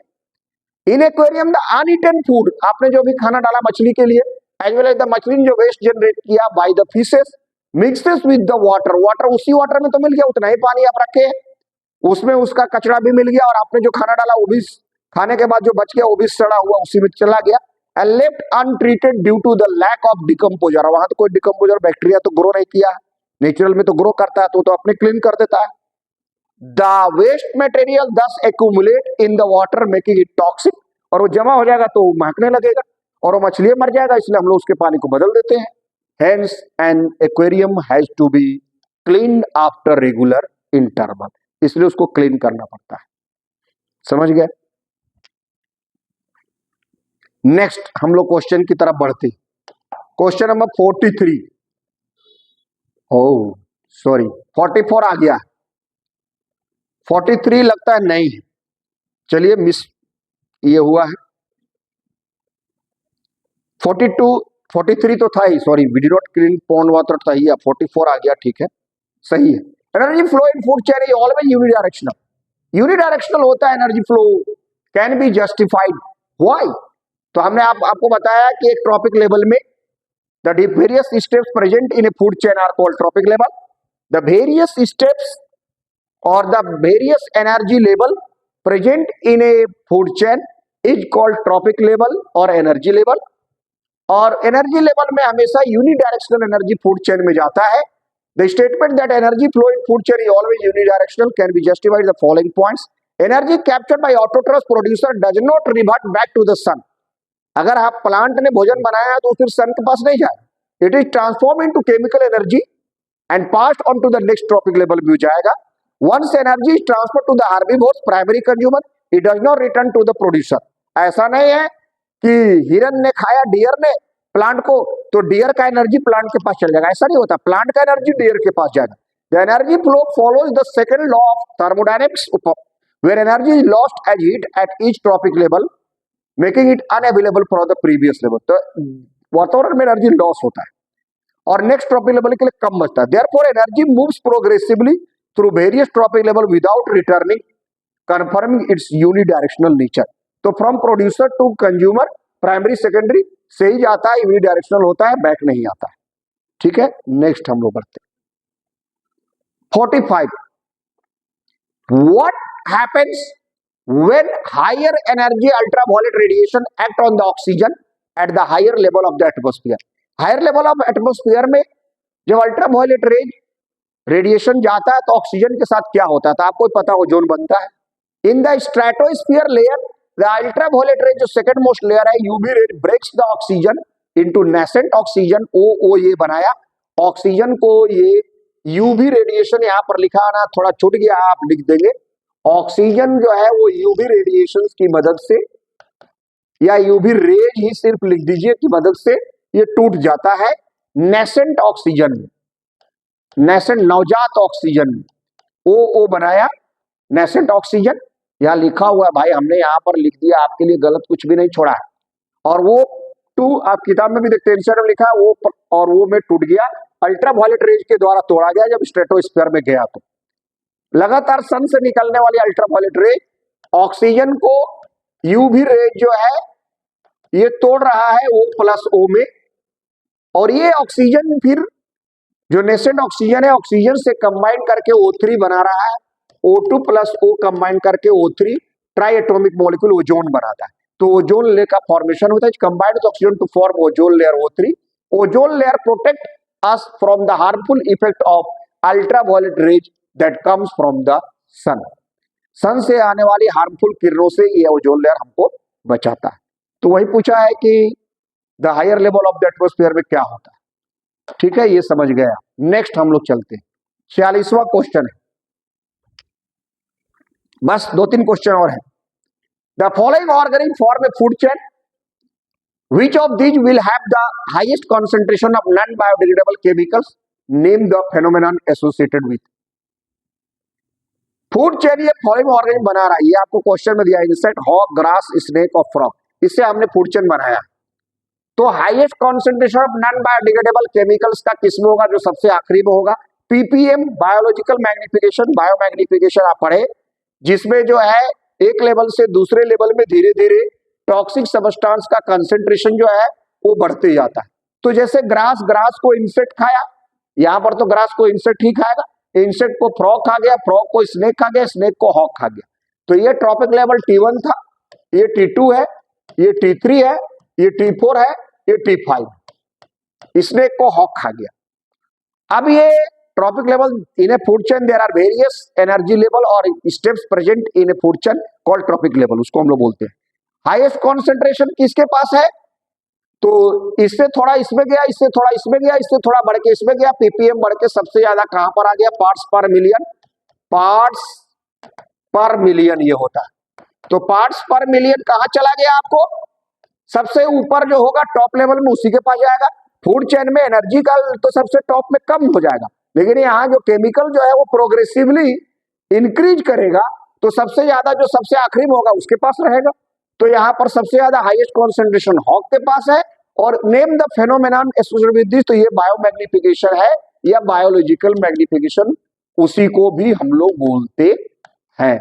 तो ये भी आप समझ गए होंगे, होप आप अच्छी तरह से, ठीक है। तो ये बायोमैग्निफिकेशन या बायोलॉजिकल मैग्निफिकेशन प्रोसेस का नाम था। नेक्स्ट क्वेश्चन की तरफ हम लोग बढ़ते हैं। नेक्स्ट क्वेश्चन जो है हमारा आ गया आपका 47वां क्वेश्चन नंबर, देखिए ये भी है, from the following group of organism create a food chain which is most advantageous for human beings in terms of energy. देखिए आपको इस सब जो नीचे दिया गया है उसके आधार पर ये hawk, rat, cereal plant, goat, snake और ह्यूमन बीइंग के आधार पर एक फूड चेन बनाना है जिसमें ह्यूमन बीइंग को सबसे ज्यादा एनर्जी मिले। तो एनर्जी तो सबसे नजदीक रहेगा तभी ना एनर्जी मिलेगा। अब बहुत बड़ा चेन बना देगा तो फिर एनर्जी तो घट जाएगा। तो प्रॉफिटेबल एनर्जी वाला फूड चेन छोटा बनाना है। State the possible disadvantage if the serial plant is growing in soil rich in pesticides. Pesticides वाले सॉइल रिच में अगर सीरियल प्लांट्स को आप ग्रो करते हैं तो क्या एडवांटेज डिसएडवांटेज होगा। Construct A food web using the organism mention above. और मेंशन अबव जो ऑर्गेनिज्म है उसका लेकर के फूड वेब भी बनाना है आपको। तो यहां पर हम आपको the interconnected food chain are called food web, the interconnected food chain are called food web. ये आहार जाल भी यहां पर हम लोग पढ़ लेंगे, आहार जाल, फूड वेब जो होता है। तो इसको अब आंसर हम लोग देखते हैं, फूड वेब, आहार जाल, जीव माने जाल, फूड आहार, फूड चेन यानी आहार श्रृंखला। तो यहां पर क्या है आपका सीरियल प्लांट, यहां पर है गोट है, स्नेक है, ह्यूमन बीइंग है, हॉक है, रेट है। तो पहला में बोला कि सबसे छोटा चेन बनाइए, सीरियल प्लांट को ह्यूमन खा गया, तो भाई तो इसमें तो एनर्जी बहुत मिलेगा, लेकिन ये चैन कहां बना? तो सीरियल प्लांट को गॉड खा गई, और गॉड को मान लीजिए कोई बकरा काट के आदमी मीट वाला होगा तो खा गया, तो ह्यूमन बीइंग को यहां पर एनर्जी मिल गया सबसे ज्यादा। अब इससे छोटा तो और हम लोग बना नहीं सकते। ये हो गया। Pesticides will enter in the food chain and the process, process यहां लिखना था PROCESS, process of biomagnification takes place and ultimately return to human being. ये डिसएडवांटेज है कि pesticide will enter the food chain and the process of biomagnification takes place and ultimately return to human being, को ही है disadvantage, और उसी के पास पहुंच जाएगा। तो हम लोग इसको सावधानी पूर्वक यूज करते हैं। कंस्ट्रक्टेड फूड वे बनाना है तो सीरियल प्लांट को रैट खा गया, रैट को स्नेक खा गया, स्नेक को हॉक खा गया, ये एक फूड चेन बन गया। सीरियल प्लांट को गॉड खा गया, गॉड को ह्यूमन बीइंग खा गया। सीरियल प्लांट को ह्यूमन बीइंग खाया, ह्यूमन बीइंग को, ये सीरियल प्लांट को ह्यूमन बीइंग खाया, ह्यूमन बीइंग जो है को, ये भी एक हम लोग बना सकते हैं यहां पर। तो ये इंटरकनेक्टेड फूड चेन बना। तो ये आपने देखा, इसका वाला इधर वाला पोर्शन में भी ये हम लोग बना सकते हैं कि सीरियल प्लांट को गॉड खाया, गॉड को फिर ह्यूमन बीइंग खा गया, सीरियल प्लांट को रैट खाया, रैट को स्नेक खाया, स्नेक को हॉक खा गया। तो ये इधर से चला, आपका दो तरह का फूड वेब बन गया। नेक्स्ट क्वेश्चन हम लोग 48 में आते हैं। What is ozone, how and where is it form in the atmosphere, explain how does it affect an ecosystem. Ecosystem को कैसे ये प्रभावित करेगा, ओजोन क्या है और कैसे ये बनता है, और how does it protect the. तो ozone is a triatomic gas, आपको भी पता है, which forms a protective layer called ozone layer। Ozone layer क्या है? एक ओजोन गैस है जो ओजोन लेयर बनाता है इन द स्ट्रेटोस्फीयर में। It protect us from harmful ultraviolet रे that comes from sun। it also protects organism of the ecosystem। it protects the smaller plants को भी प्रोटेक्ट करता है। it also protects the जो है आपको ऑर्गेनिज्म, जो एक्वेटिक ऑर्गेनिज्म है और अदर ऑर्गेनिज्म को ये प्रोटेक्ट करता है, क्योंकि स्किन कैंसर होगा, कैटरेक्ट होगा, इससे आदमी को बर्न स्किन कैंसर होगा, ये ओजोन का अल्ट्रावायलेट रेज से आने के कारण जो है ये परेशानी होता है। ओजोन डिप्लेशन भी आप इसी से रिलेटेड है, और आपको CFC क्लोरोफ्लोरोकार्बन के कारण होता है। अब इसको बनाने वाला जो आप यहाँ पर O2 UV रेज से टूटेगा तो O+O बनाएगा, ये भी आप यहाँ लिख दीजिए, और O2 के साथ ऑक्सीजन कंबाइन करेगा तो O3 आपका ओजोन बन जाएगा। ये आपको यहाँ पर लिख देना। How where it is form पूछा था, इसलिए हमने लिखा है यहाँ पर स्ट्रेटोस्फीयर में बनता है। Explain how does it affect an ecosystem. तो इकोसिस्टम में अल्ट्रावायलेट रेज को से ही हमको बचाता है। अगर ये आते रहेगा तो ये ऑर्गेनिज्म को प्रोटेक्ट करता है, नहीं तो ये हमारे बर्न कैंसर करेगा, हमारे कैटरेक्ट को प्रभावित कर, आंखों में जलन होगा, आंखों की रोशनी चली जाएगी, लोगों को बहुत ज्यादा बीमारियां होंगी स्किन से संबंधित। तो ये था ओजोन का रोल। नेक्स्ट क्वेश्चन में हम लोग आते हैं 49 में। मार्क्ड, अब ओजोन डिप्रेशन भी आ गया। Marked decline in the thickness of ozone layer was noticed in the 1980s, which human activity can be accountable for this change। What is the possible effect of this on human? तो इसका answer आगे हमने लिखा है, आप देखिए। The marked decline in the thickness of the ozone layer in the 1980s was primarily caused by the use of chlorofluorocarbon। CFC के कारण ये हो रहा, which are human made chemicals से कारण हो रहा है, commonly used in refrigeration। जो हमारा रेफ्रिजरेटर यानी जो हमारा फ्रिज में होता है, air condition fridge and aerosol propellants के कारण होता है। Possible effect on human health क्या हो सकता है? Increase ultraviolet radiation, thinner ozone layer allows more harmful ultraviolet rays from the sun to reach the earth surface, leading to higher rates of skin cancer, cataracts and other health issue. जो होगा, आंखों में जलन होगा, skin cancer होगा। Skin cancer, prolonged exposure to increase ultraviolet radiation is a major risk factor for skin cancer, including malignant melanoma and squamous cell carcinoma भी होगा। Immunosuppression भी होगा, अल्ट्रावायलेट रेडिएशन होगा तो इम्यूनिटी कमजोर होगा, may weaken the immune system, increasing susceptibility to infection, और बार बार आदमी बीमार पड़ेगा। Efforts to combat ozone depletion हम लोग लिए such as the Montreal protocol have lead to some recovery in ozone level, but ongoing Montreal monitoring is crucial to prevent further damage. धीरे धीरे ओजोन को रिप्लेनिश किया गया है क्योंकि हार्मफुल केमिकल्स जो है सीएफसी को कम निकालना है एसी और फ्रीज से। तो अब जो बन रहे हैं वो कम निकालते हैं और उनको हम लोग अवेयर हो गए, पहले लोग अवेयर नहीं थे इसलिए ये परेशानी आई थी। तो अल्ट्रावायलेट रेडिएशन से प्रोटेक्ट करता है हमको, ओजोन डिप्रेशन को बचाना है। तो ये आंसर में आप समझ गए, पूरा लिखा हुआ है। Next question, last but not the least, ये हम लोगों का जो नेचुरल रिसोर्सेस जो मतलब आपका जो और इन्वायरमेंट का लास्ट टॉपिक था, गार्बेज, कचरा से संबंधित, ये भी क्वेश्चन है। हमने सबको कंप्लीट किया है, कवर किया है।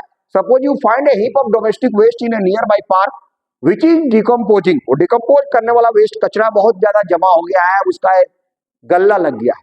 What would you do to make the people of the surrounding area realise that such type of disposal of domestic waste is harmful to the environment? तो हम उनको बताएंगे रे भाई, इससे तो बीमारी फैलेगा ना, कचरा को आप प्रॉपर वे में डिस्पोजल कीजिए, उसको जमा मत रखिए। The domestic waste nearby park is decomposing, it means it is biodegradable. वो तो बायोडिग्रेडेबल है क्योंकि वो डिकम्पोजिंग हो रहा है, वो कचरा दिया है, अब वो डिकम्पोज होगा, can be easily decompose by micro organism. Decompose होगा तो वो तो सड़ेगा और गलेगा तो वो गंध फैलाएगा, और गंध फैलाएगा तो उसमें क्या होगा कि भाई बहुत ज्यादा जो है आपका मॉस्किटो ब्रीड करेंगे। The people of surrounding, we realise the people of the surrounding to do not collect such a large amount of waste, उनको हम बताएंगे, because it can give a bad smell, पहले तो दुर्गंध भी बहुत सारा फैलेगा, and also pollute the environment, environment को भी वो बर्बाद करेगा, मतलब उसको गंदा करेगा। This decomposing waste will also provide place for growing mosquitoes and other flies, और बहुत सारे मॉस्किटो ब्रीडिंग करेंगे वहां पर, दुर्गंध गंदगी के फैलने के कारण मक्खियां फैलेगी और फ्लाइज भी, which can spread many diseases in the surrounding area, हम उनको ये बताएंगे। तो these are the 50 important questions as we cover from biology only, और हमने कोशिश किया कि आपको अच्छे अच्छे क्वेश्चंस यहाँ पर हम दे along with answer and with explanation. तो होप आपको ये वीडियो आपके लिए बहुत फ्रूटफुल, बहुत उपयोगी होगा। आप इसको एक एक करके देखिए, धीरे धीरे अपने दिमाग में उतारिए, सारे आंसर को कलेक्ट कीजिए, और अगर आप हमसे और हेल्प चाहते हैं तो हमारा नंबर भी है, आपको भी पता है, 7488177313 पर आप संपर्क कर सकते हैं। हम आपको और भी कुछ अंतिम क्षणों में बहुत मदद कर सकते हैं, और आप हमारे वीडियो को देखिए, हमारे चैनल को सब्सक्राइब कीजिए, और वीडियो अगर आपको पसंद आया होगा, हमारा ये मेहनत अगर आपको लगता है कि आपके लिए कारगर होगा, तो आप वीडियो को लाइक भी कीजिए, अपने दोस्तों को भी शेयर कीजिए, और इससे भी अच्छे अच्छे और वीडियो हेरिडिटी का, और भी अगर आपको कोई और टॉपिक में प्रॉब्लम है तो आप बोलिए, हम वो पर्टिकुलर बहुत इंस्टेंटली 2-4-5 मिनट का बना भी देंगे, आपको मदद होगा। ऐसे हमने ये वीडियो बनाने के बाद हमको नहीं लगता है कि आपको बायोलॉजी में स्पेशली किसी भी तरह का कोई प्रॉब्लम होगा। अगर इसको भी आप अच्छी तरह से पढ़ते हैं तो मोस्ट ऑफ द सिलेबस आपका कंप्लीट हो जाएगा। तो थैंक यू फॉर वॉचिंग, मिलते हैं अगले वीडियो में। For till them, good bye.